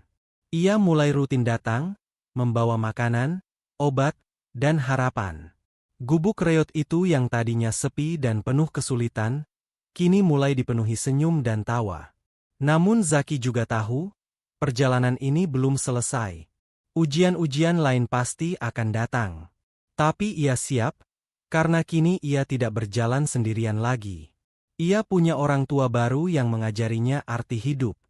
Hari-hari mulai terasa berbeda sejak Zaki rutin datang ke gubuk Pak Rahmat dan Bulina. Keheningan hutan yang biasanya hanya diisi suara jangkrik, kini sesekali diselingi suara tawa. Wajah Pak Rahmat yang dulu pucat kini tampak lebih segar meski masih rapuh. Dan Bulina mulai tersenyum lebih sering. Kehadiran Zaki benar-benar membawa cahaya baru di tengah kehidupan mereka. Suatu sore, Zaki duduk di teras gubuk bersama Pak Rahmat. Sinar matahari menembus celah pepohonan, menciptakan kilau indah di udara.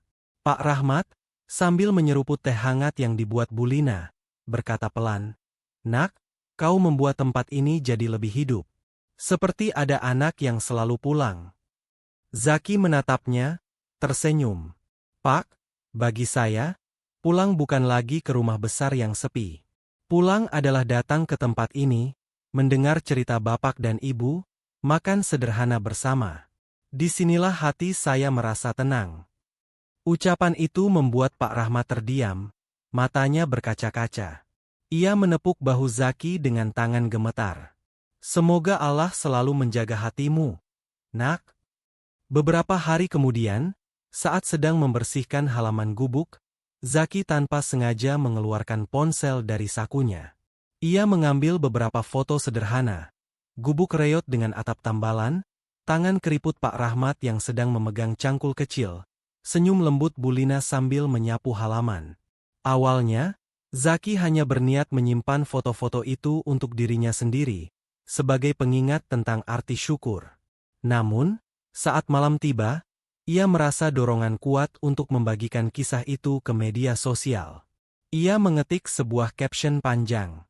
Hari ini aku belajar arti kehidupan dari sepasang suami istri lansia yang tinggal di gubuk kecil di tengah hutan. Mereka mungkin miskin harta, tapi kaya hati. Meski sering lapar, mereka tetap tersenyum, tetap saling mencintai, dan tetap bersyukur. Kita yang hidup berkecukupan sering lupa bahwa bahagia tidak selalu tentang apa yang kita miliki, tapi tentang bagaimana kita menghargai yang ada. Ia menambahkan foto-foto yang diambilnya, lalu menekan tombol unggah. Awalnya, Zaki tidak mengira apa-apa. Ia hanya ingin membagikan pelajaran hidup yang ia dapatkan. Namun, beberapa jam kemudian, notifikasi di ponselnya terus berbunyi. Ratusan, lalu ribuan orang menyukai unggahan itu. Komentar demi komentar berdatangan. Masya Allah, kisah yang menyentuh. Di zaman sekarang, masih ada orang yang bisa setabah itu. Luar biasa. Kita perlu belajar dari mereka. Terima kasih sudah membagikan cerita ini. Dalam waktu singkat, unggahan Zaki menjadi viral. Banyak akun besar yang membagikan ulang kisah itu, bahkan beberapa media online menuliskannya kembali. Esok harinya, saat Zaki kembali ke gubuk, ia menceritakan hal itu pada Pak Rahmat dan Bulina. Pak, Bu, kisah Bapak dan Ibu sekarang dilihat banyak orang. Ribuan orang tersentuh, bahkan banyak yang ingin membantu. Pak Rahmat dan Bulina saling pandang dengan bingung. Nak, apa maksudmu viral itu? Tanya Bulina polos. Zaki tersenyum, mencoba menjelaskan. Viral itu artinya kisah Bapak dan Ibu tersebar luas, banyak orang yang tahu. Orang-orang terharu melihat ketabahan kalian. Pak Rahmat terdiam lama, lalu menghela napas. Nak, kami tidak pernah berniat mencari perhatian orang. Kami hanya ingin hidup sederhana, menjalani apa adanya. Zaki mengangguk pelan. Saya tahu, Pak. Justru itu yang membuat orang-orang terharu. Ketulusan kalian jarang ditemukan di dunia yang serba sibuk ini. Tak lama kemudian, bantuan mulai berdatangan. Beberapa orang dari desa sekitar datang membawa beras, minyak goreng, dan pakaian. Ada pula yang datang hanya untuk melihat langsung pasangan lansia dari gubuk viral itu. Bulina awalnya bingung harus bersikap bagaimana. Ia merasa bahagia karena banyak orang peduli, tapi juga ada rasa tidak nyaman. Pak, apakah ini benar-benar tulus? Atau hanya karena mereka penasaran? Bisiknya pada suaminya suatu malam. Pak Rahmat menepuk tangannya lembut. Kita tidak bisa menilai hati orang, Bu. Tugas kita hanya menerima dengan ikhlas, dan tetap bersyukur. Namun, tidak semua komentar di dunia maya bernada positif. Ada juga yang sinis.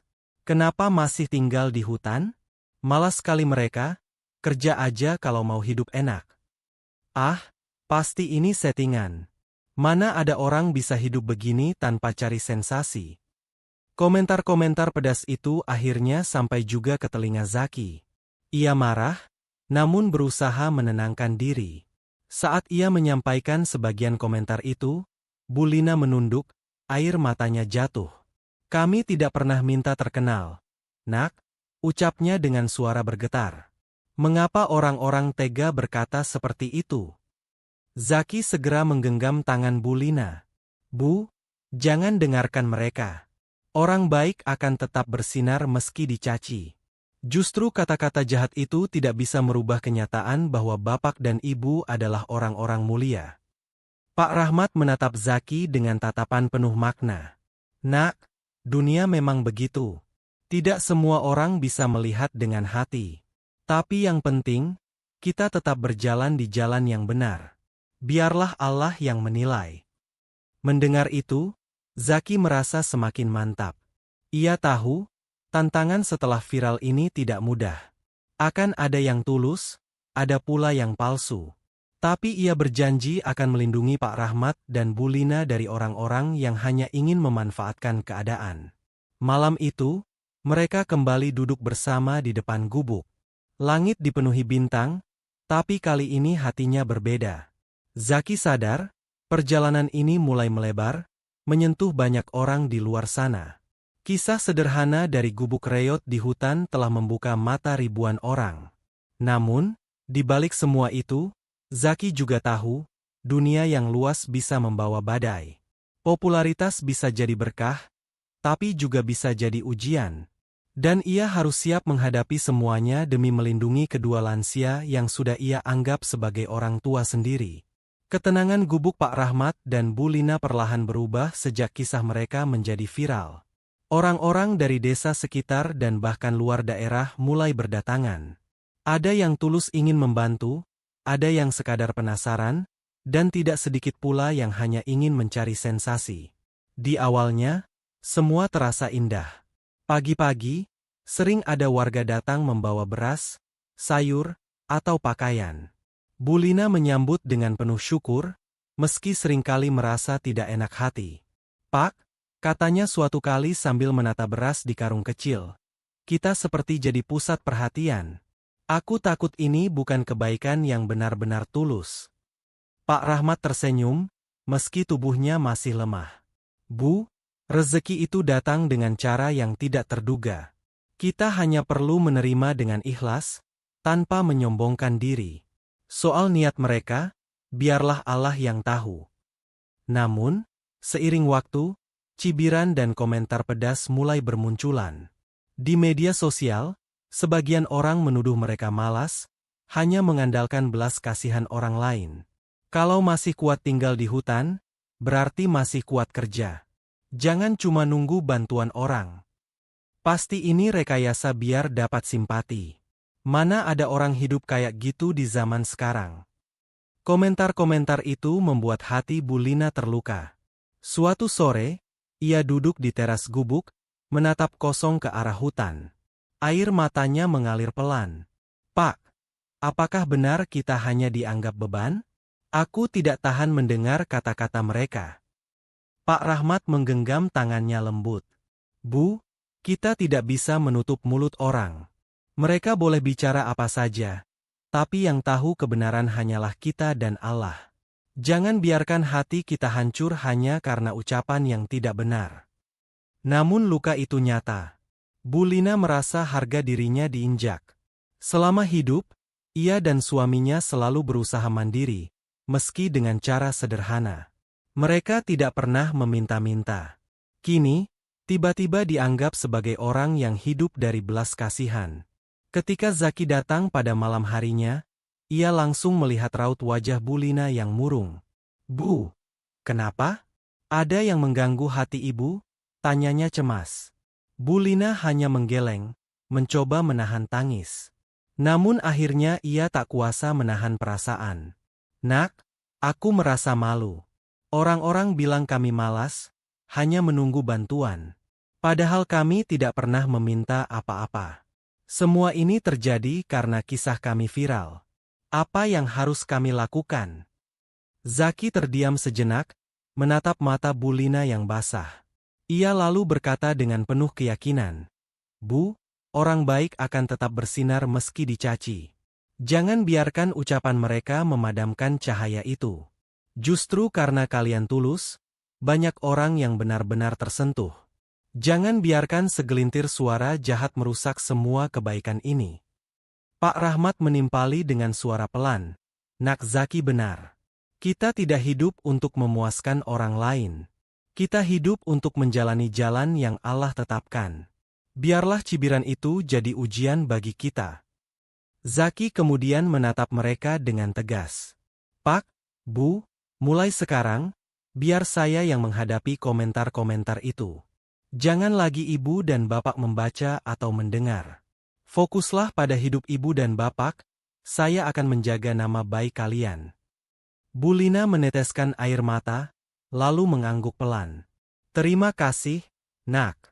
Kau selalu membuat kami kuat. Hari-hari berikutnya, Daki benar-benar melaksanakan janjinya. Setiap kali ada komentar buruk di media sosial, ia menanggapinya dengan sabar, menjelaskan dengan tenang siapa sebenarnya Pak Rahmat dan Bu Lina. Ia menegaskan bahwa pasangan lansia itu tidak pernah meminta bantuan, dan bahwa semua yang mereka terima adalah bentuk kepedulian orang-orang yang tergerak hati. Namun, tidak semua bisa diyakinkan. Masih banyak yang menolak percaya, bahkan ada yang sengaja datang ke gubuk hanya untuk merekam video dan mengunggahnya demi popularitas pribadi. Suatu siang, sekelompok pemuda datang sambil tertawa-tawa. Mereka membawa kamera ponsel, memaksa Pak Rahmat untuk bercerita tentang kemiskinan hidupnya. Salah satu dari mereka bahkan berseru, "Pak, pura-pura sedih dong, biar videonya lebih dramatis."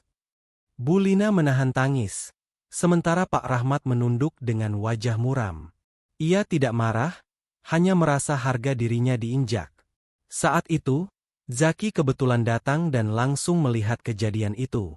Ia segera menghampiri, berdiri di depan Pak Rahmat dan Bu Lina. "Cukup," suaranya tegas. "Kalau kalian benar-benar mau membantu, lakukan dengan hati. Tapi kalau hanya ingin mencari sensasi, lebih baik pergi dari sini." Para pemuda itu terdiam, lalu satu persatu meninggalkan tempat itu dengan wajah tidak senang. Bu Lina menatap Zaki dengan air mata syukur. "Nak, kau selalu datang tepat waktu, selalu melindungi kami." Zaki menunduk, menggenggam tangan mereka. "Bu, Pak, selama saya masih ada, tidak akan saya biarkan siapapun merendahkan kalian. Kalian bukan tontonan, kalian adalah orang tua saya." Malam itu, meski hati masih berat, Bu Lina merasa sedikit lebih tenang. Ia sadar, memang tidak semua orang bisa melihat dengan hati. Tetapi kehadiran Zaki membuat mereka punya pelindung, seseorang yang selalu berdiri di sisi mereka. Pak Rahmat pun berdoa pelan sebelum tidur. "Ya Allah, Engkau telah mengirimkan cahaya lewat anak muda ini. Jangan biarkan kami goyah oleh kata-kata manusia. Lindungilah hati kami, agar tetap ikhlas di jalan MU." Dan doa itu menjadi kekuatan baru bagi mereka bertiga untuk menghadapi hari-hari berikutnya. Namun, mereka belum tahu bahwa ujian yang lebih besar sedang menunggu. Alam akan segera menunjukkan bahwa tidak hanya cibiran manusia yang harus mereka hadapi, tapi juga badai kehidupan yang nyata. Hari-hari setelah kisah Pak Rahmat dan Bu Lina viral berjalan tidak menentu. Kadang ada orang baik yang datang membawa bantuan dengan hati tulus, kadang pula ada yang hanya ingin mencari keuntungan. Namun bagi pasangan lansia itu, semua dijalani dengan pasrah. Yang penting, mereka tetap bersama di gubuk kecil, ditemani oleh Zaki yang semakin sering hadir. Musim hujan mulai tiba. Hutan yang biasanya hangat kini sering diselimuti kabut, dengan suara petir yang sesekali menyambar dari kejauhan. Bu Lina sering cemas setiap kali mendengar guntur. Ia tahu, atap gubuk mereka yang sudah rapuh meski ditambal oleh Zaki, tidak akan mampu bertahan jika badai besar datang. Suatu malam, langit tampak lebih gelap dari biasanya. Angin bertiup kencang, membuat pepohonan bergoyang keras. Daun-daun beterbangan, ranting patah berjatuhan. Pak Rahmat dan Bu Lina duduk gelisah di dalam gubuk, menatap nyala lampu minyak yang bergoyang-goyang karena hembusan angin yang masuk dari celah dinding bambu. "Pak, aku takut," kata Bu Lina lirih sambil menggenggam tangan suaminya. Pak Rahmat mencoba menenangkan meski hatinya juga berdebar. "Tenanglah, Bu. Insya Allah, badai ini akan segera reda." Namun angin semakin kencang. Hujan deras turun menghantam atap seng yang tipis. Suara dentuman keras membuat gubuk bergetar. Air mulai masuk dari celah-celah, membasahi lantai tanah. Tiba-tiba, sebuah pohon besar yang tumbuh tak jauh dari gubuk terdengar berderak keras. Akarnya yang longgar tak kuat menahan tiupan angin. Pak!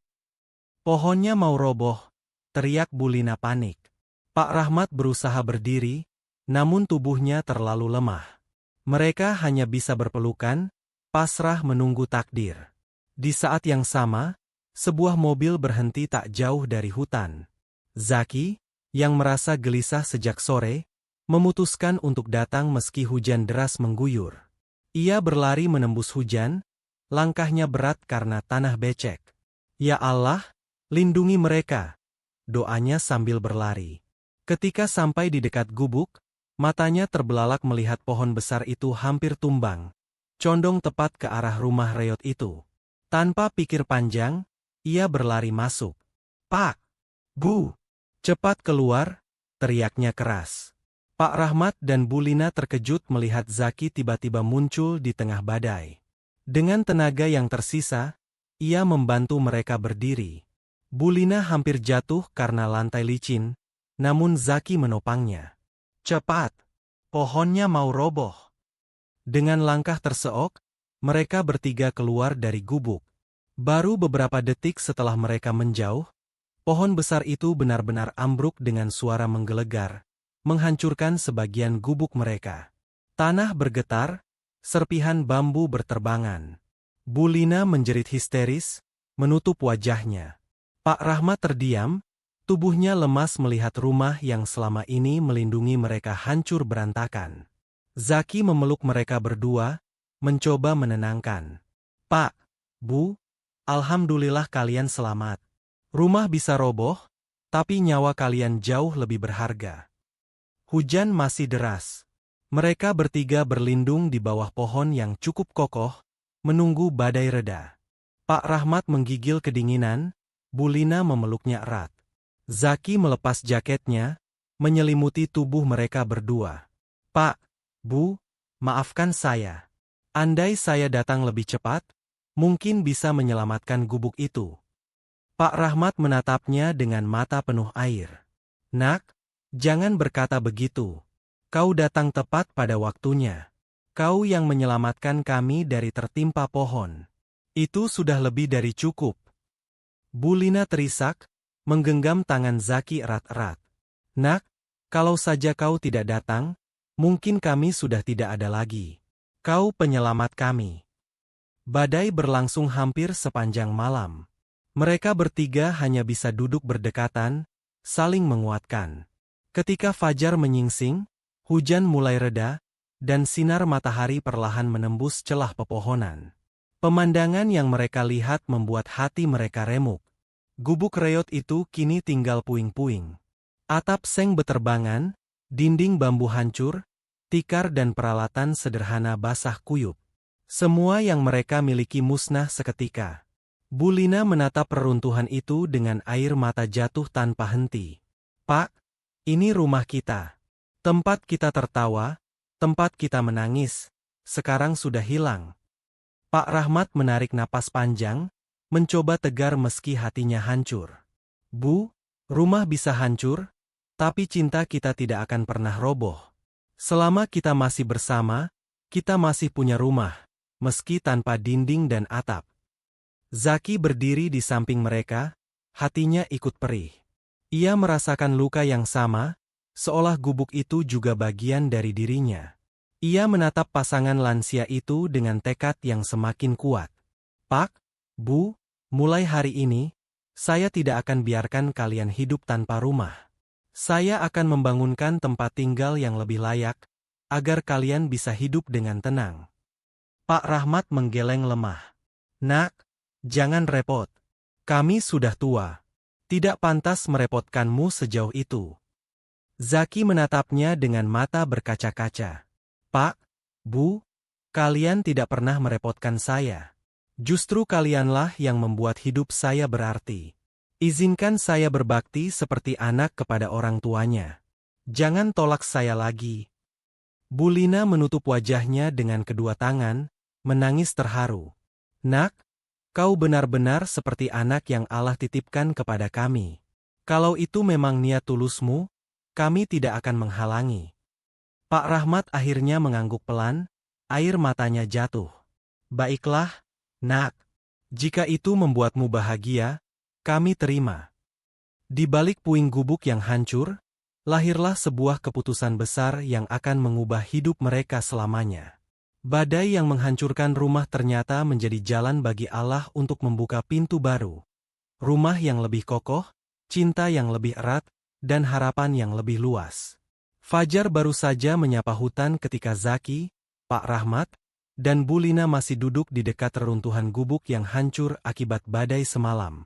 Kabut tipis menutupi pepohonan, sementara embun masih menempel di dedaunan.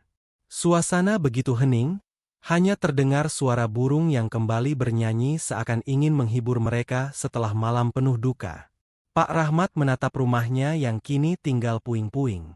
Matanya sendu, tubuhnya lemah, tetapi wajahnya tetap mencoba terlihat tenang. Ia tidak ingin menambah kesedihan Bu Lina yang terus menangis pelan di sampingnya. Bu, jangan terlalu larut dalam kesedihan. Rumah itu hanya benda. Selama kita masih punya satu sama lain, kita masih bisa bertahan, ucap Pak Rahmat lirih, meski suaranya bergetar. Bu Lina mengusap matanya dengan ujung kain lusuh. Aku tahu, Pak, tapi rumah itu saksi hidup kita. Tempat kita membesarkan cinta, tempat kita bertahan puluhan tahun. Rasanya, hatiku ikut roboh bersamanya.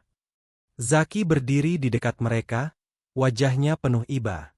Hatinya perih melihat pasangan lansia itu harus kehilangan satu-satunya tempat bernaung. Sejak malam tadi, ia sudah memikirkan banyak hal. Ia tidak bisa lagi membiarkan Pak Rahmat dan Bu Lina hidup seperti ini. Dengan suara mantap, ia berkata, Pak, Bu, mulai hari ini, saya tidak akan biarkan kalian hidup tanpa rumah. Saya akan membangunkan tempat tinggal yang layak untuk kalian. Pak Rahmat spontan menoleh, matanya melebar. Nak, jangan. Kau sudah terlalu banyak membantu kami. Memberi makan, memperbaiki atap, bahkan menolong kami dari badai semalam. Jangan menambah bebanmu dengan membangun rumah untuk orang tua sepertiku. Bu Lina mengangguk pelan, meski hatinya sebenarnya sangat menginginkan harapan baru itu. Zaki, nak, niatmu terlalu besar. Kami ini hanya dua orang tua renta. Tak lama lagi, mungkin kami tak ada lagi di dunia. Untuk apa rumah besar? Gubuk sederhana saja sudah cukup bagi kami. Namun Zaki tidak goyah. Ia menunduk, lalu berlutut di hadapan mereka, sesuatu yang belum pernah ia lakukan pada siapapun. Pak, Bu, tolong jangan tolak saya. Saya tidak punya orang tua lagi. Sejak lama saya hidup sendirian, hanya dikelilingi harta yang dingin. Tapi bersama kalian, saya merasakan hangatnya keluarga. Biarkan saya berbakti kepada kalian. Anggap saja ini jalan saya untuk mengisi kekosongan hati saya. Air mata menetes dari mata Bu Lina. Ia menggenggam tangan Zaki dengan erat. Nak, kalau kau berkata begitu, bagaimana mungkin kami tega menolakmu? Kau benar-benar seperti anak yang Tuhan titipkan untuk kami. Pak Rahmat terdiam lama. Matanya basah, dadanya bergetar menahan emosi. Akhirnya, ia mengangguk pelan. Baiklah, Zaki. Jika itu membuatmu bahagia, kami tidak akan melarangmu. Tapi ingatlah, rumah bukan sekadar dinding dan atap. Rumah adalah cinta yang kita bangun di dalamnya. Jangan sampai niatmu ternodai dengan rasa pamer atau pencitraan. Zaki menatapnya mantap. Saya janji, Pak. Ini murni karena cinta saya kepada kalian. Bukan karena dunia luar, bukan karena ingin dipuji. Hanya karena saya ingin melihat kalian hidup dengan tenang. Hari-hari berikutnya, Zaki benar-benar menepati janjinya. Ia pulang ke kota dan mulai merencanakan pembangunan rumah untuk Pak Rahmat dan Bu Lina. Ia menghubungi seorang arsitek yang ia kenal, tetapi ia menekankan bahwa rumah itu harus sederhana, tidak berlebihan, sesuai dengan kepribadian penghuninya. Saya tidak ingin rumah mewah, tegas Zaki. Cukup rumah yang kokoh, nyaman, dengan kebun kecil di belakangnya. Mereka sudah terbiasa hidup sederhana, jadi jangan membuat sesuatu yang membuat mereka merasa asing. Sang arsitek sempat heran, karena biasanya Zaki dikenal sebagai pemuda kaya yang gemar membeli barang mewah. Tapi kali ini, Zaki berbeda. Ia bicara dengan penuh ketulusan, seolah rumah itu bukan untuk orang lain, melainkan untuk dirinya sendiri. Di sisi lain, Pak Rahmat dan Bu Lina masih tinggal sementara di sebuah gubuk kecil milik tetangga desa yang merasa iba. Meski mereka merasa sungkan, warga desa itu justru terharu melihat kesabaran pasangan lansia ini. Banyak yang mulai melihat mereka dengan cara berbeda, bukan lagi sebagai orang tua miskin yang hidup terbuang di hutan, melainkan sebagai sosok yang tabah dan penuh cinta. Beberapa minggu kemudian, Zaki mengajak Pak Rahmat dan Bu Lina ke lokasi rumah yang sedang dibangun. Saat itu, pondasi sudah berdiri, dan beberapa tukang sibuk bekerja. "Pak, Bu, lihatlah, ini akan jadi rumah kalian," kata Zaki sambil tersenyum. Bu Lina menatapnya dengan tak percaya. "Ya Allah, ini benar-benar nyata?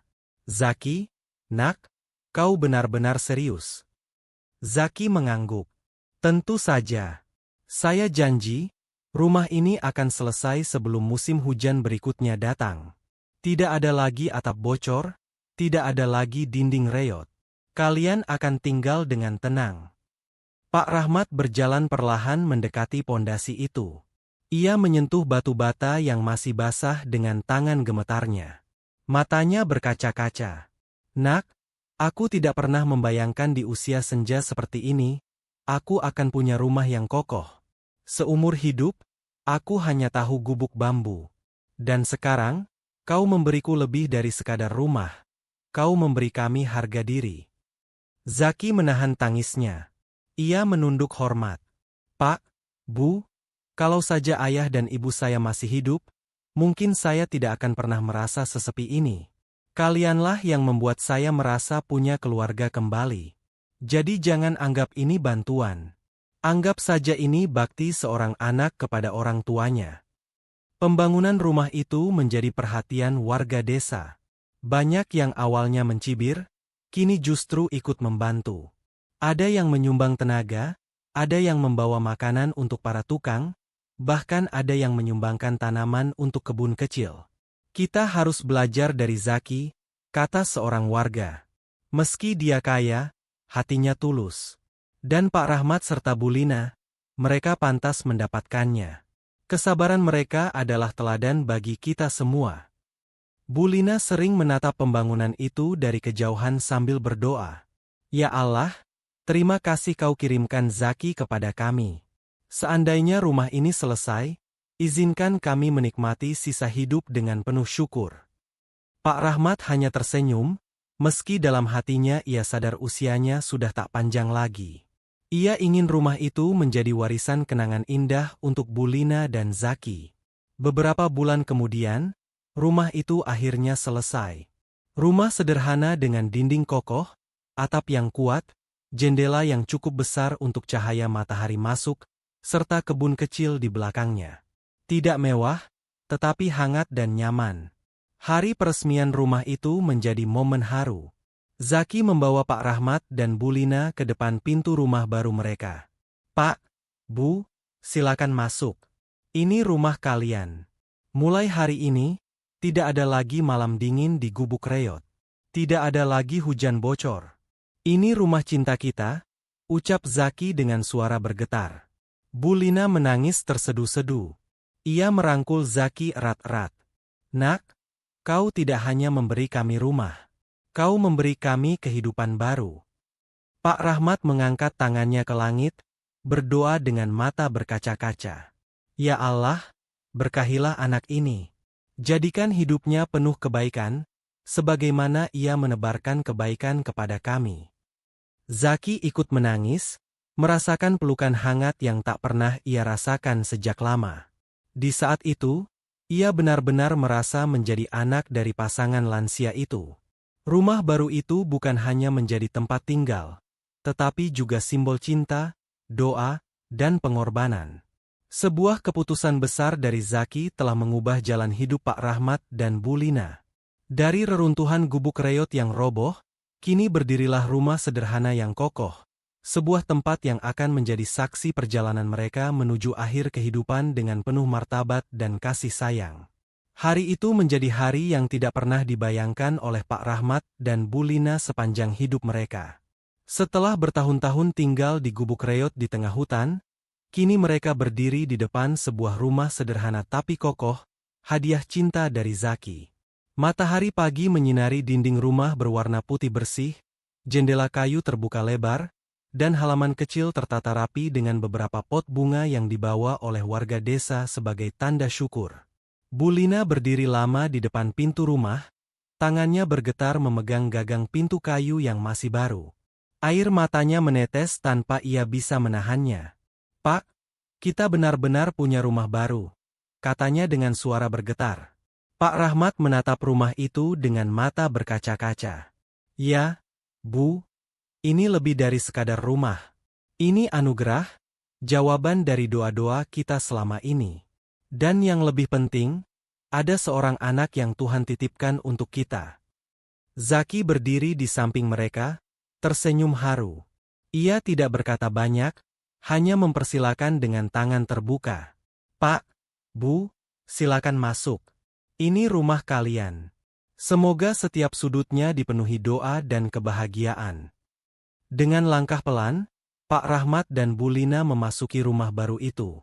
Lantai keramik sederhana namun bersih, ruang tamu kecil dengan kursi kayu, kamar tidur dengan kasur empuk, serta dapur yang rapi dengan tungku modern. Bu Lina menutup mulutnya, terisak melihat kenyamanan yang belum pernah ia rasakan. "Pak, dulu kita tidur di tikar usang, sekarang kita punya kasur. Dulu kita takut hujan karena bocor, sekarang kita bisa tidur tanpa cemas. Ya Allah, terima kasih." Pak Rahmat menepuk punggung istrinya dengan lembut. "Bu, mari kita syukuri semua ini.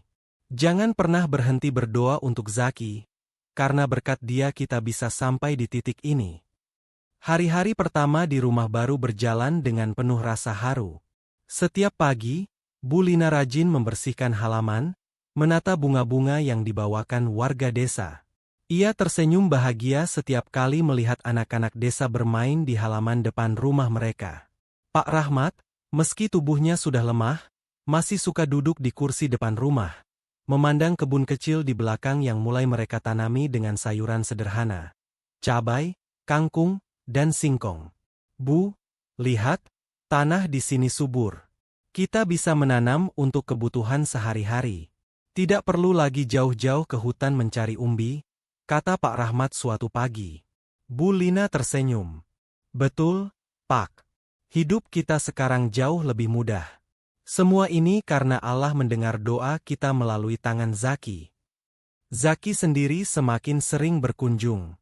Ia membawa bahan makanan, buku-buku doa untuk Bu Lina, bahkan kursi roda kecil untuk memudahkan Pak Rahmat bergerak.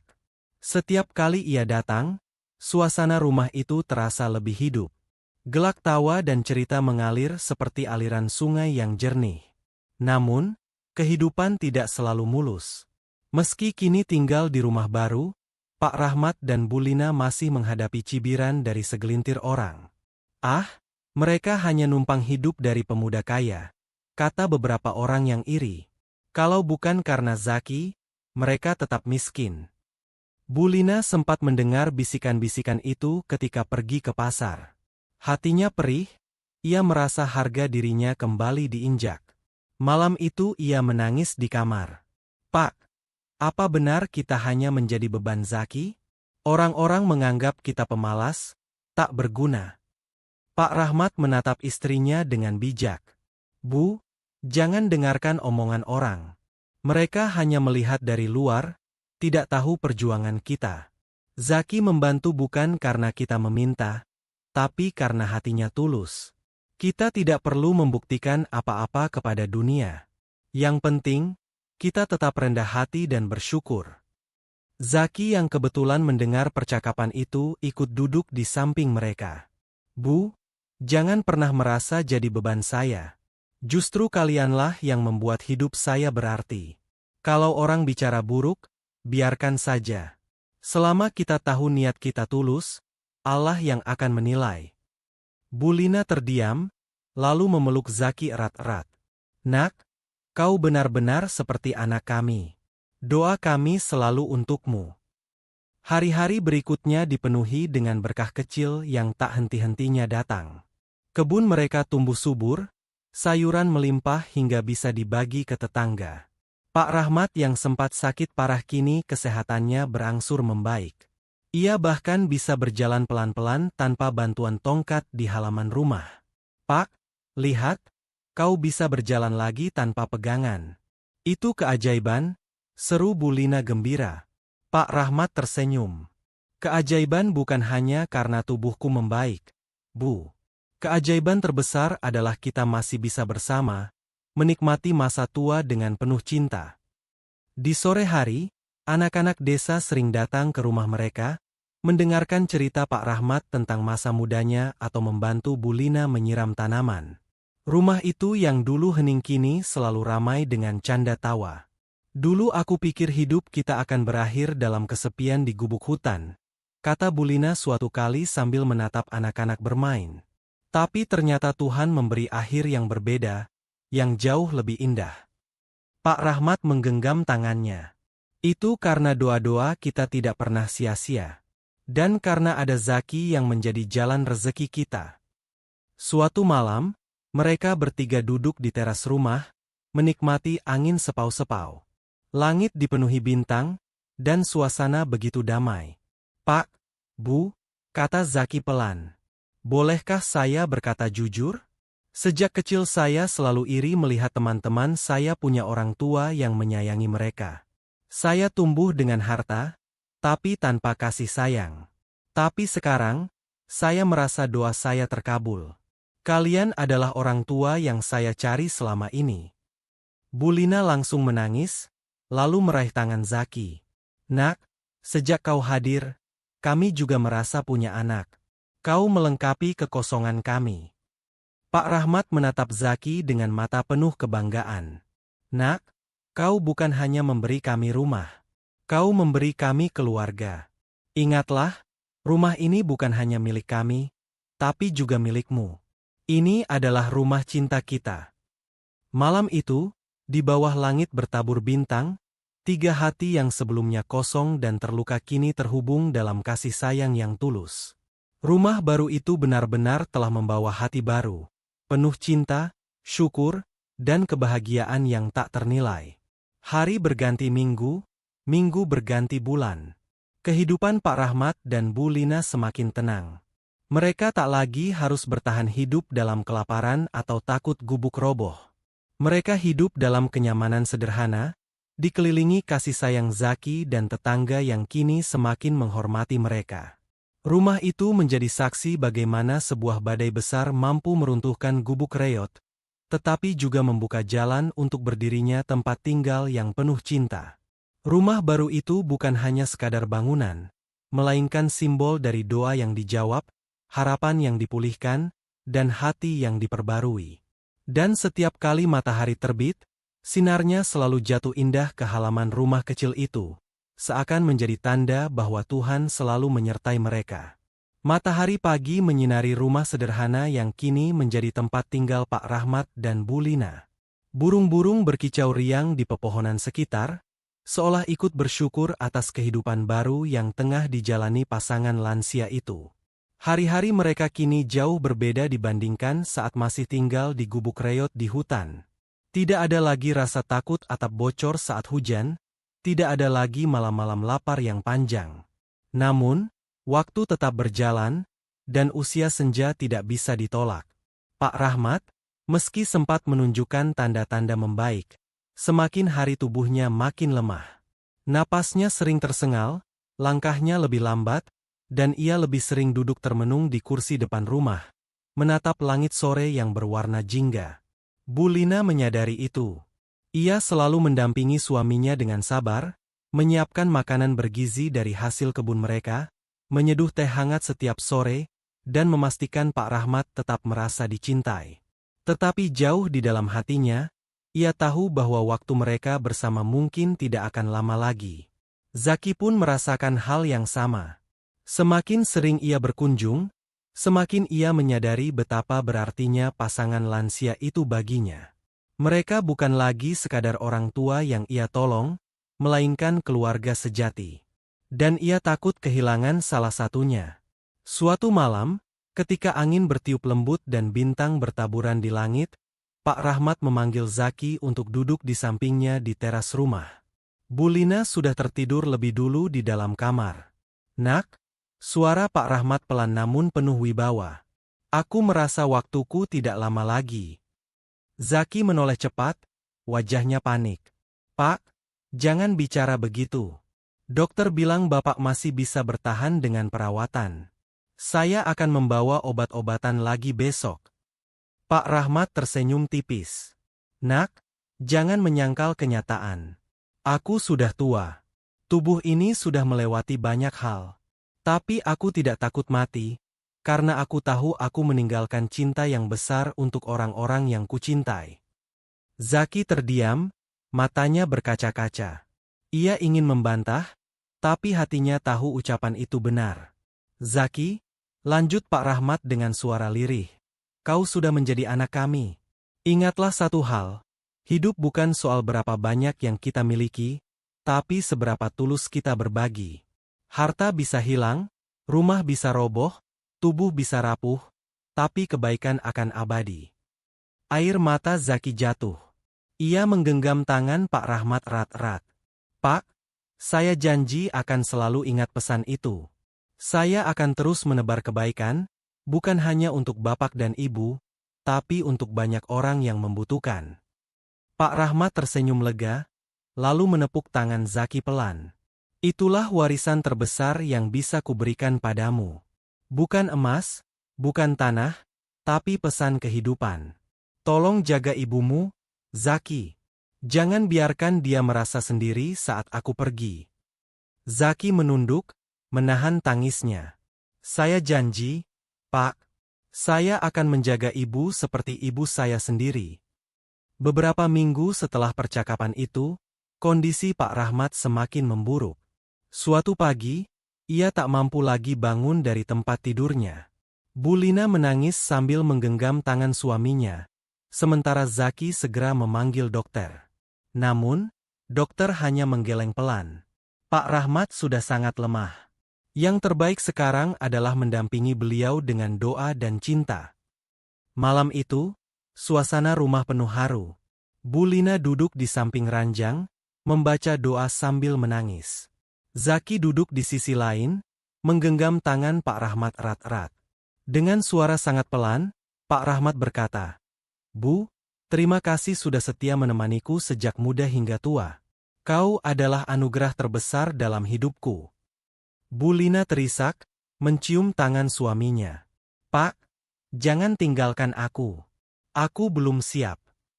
Pak Rahmat tersenyum lemah. "Bu, jangan menangis.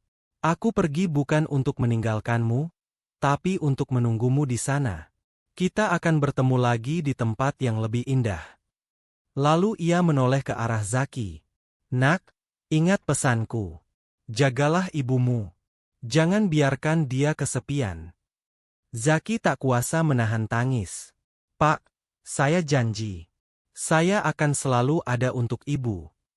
Dengan senyum tenang, Pak Rahmat memejamkan mata untuk terakhir kalinya. Nafasnya berhenti perlahan, meninggalkan keheningan yang dalam. Bu Lina menjerit histeris, memeluk tubuh suaminya yang kini sudah kaku. Zaki ikut menangis, merasakan kehilangan yang begitu besar. Kabar kepergian Pak Rahmat menyebar cepat di desa. Warga berdatangan untuk melayat.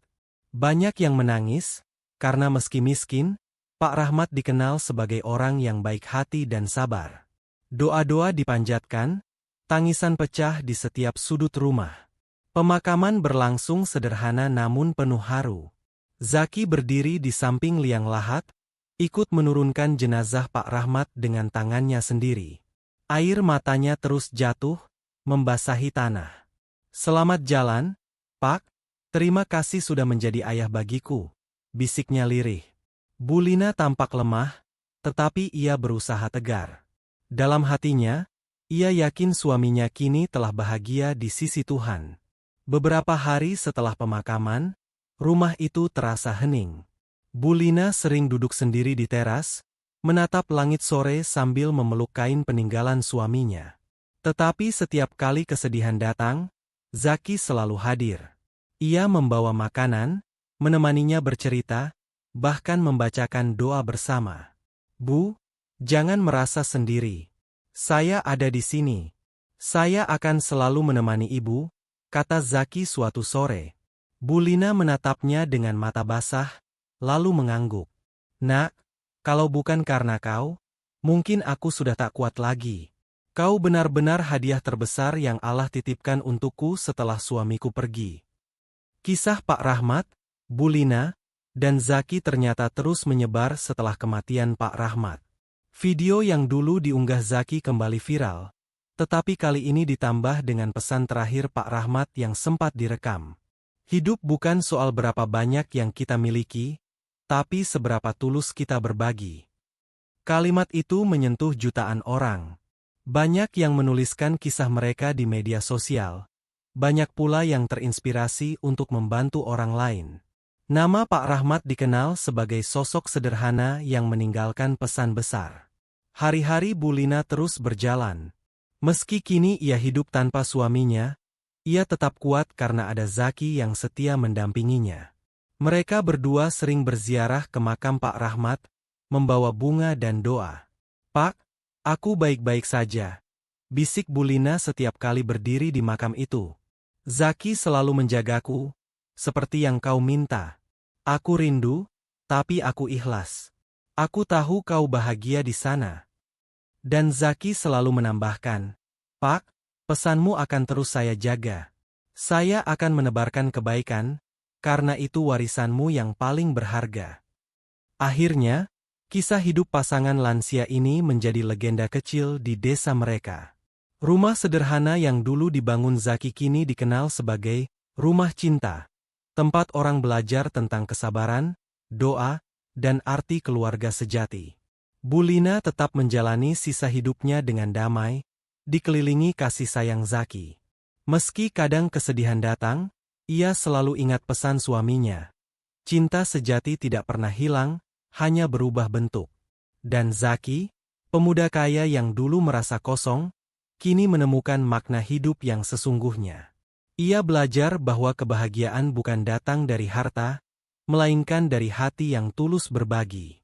Warisan Pak Rahmat tidak berupa emas atau tanah, melainkan kata-kata sederhana yang kini diingat oleh banyak orang. Hidup bukan soal berapa banyak yang kita miliki, tapi seberapa tulus kita berbagi. Itulah pesan yang terus hidup, bahkan setelah Pak Rahmat tiada. Dan kisah ini berakhir bukan dengan kesedihan semata, tetapi dengan inspirasi, tentang cinta sejati, doa yang tak pernah sia-sia, dan keluarga yang bisa lahir tanpa ikatan darah. Sahabat semua, dari perjalanan hidup Pak Rahmat dan Bu Lina, kita belajar bahwa kebahagiaan sejati tidak diukur dari harta, kemewahan, atau jabatan. Bahagia itu sederhana, asal ada cinta, kesabaran, dan rasa syukur, hidup yang serba kekurangan pun bisa terasa penuh. Kita juga diingatkan bahwa setiap kebaikan, sekecil apapun, tidak akan pernah sia-sia. Tuhan selalu punya cara untuk membalas niat tulus kita, bahkan seringkali dengan cara yang tidak pernah kita duga. Jangan pernah lelah berbuat baik, meski kadang kita dicibir atau dianggap lemah. Dan yang terpenting, keluarga tidak selalu lahir dari ikatan darah. Kadang, keluarga sejati ditemukan dari orang-orang yang tulus hadir dalam hidup kita, yang siap mendampingi di saat kita paling rapuh. Mari kita belajar dari Pak Rahmat. Hidup bukan soal berapa banyak yang kita miliki, tapi seberapa tulus kita berbagi. Semoga kisah ini menginspirasi kita semua untuk lebih peduli, lebih bersyukur, dan lebih ikhlas dalam menjalani hidup.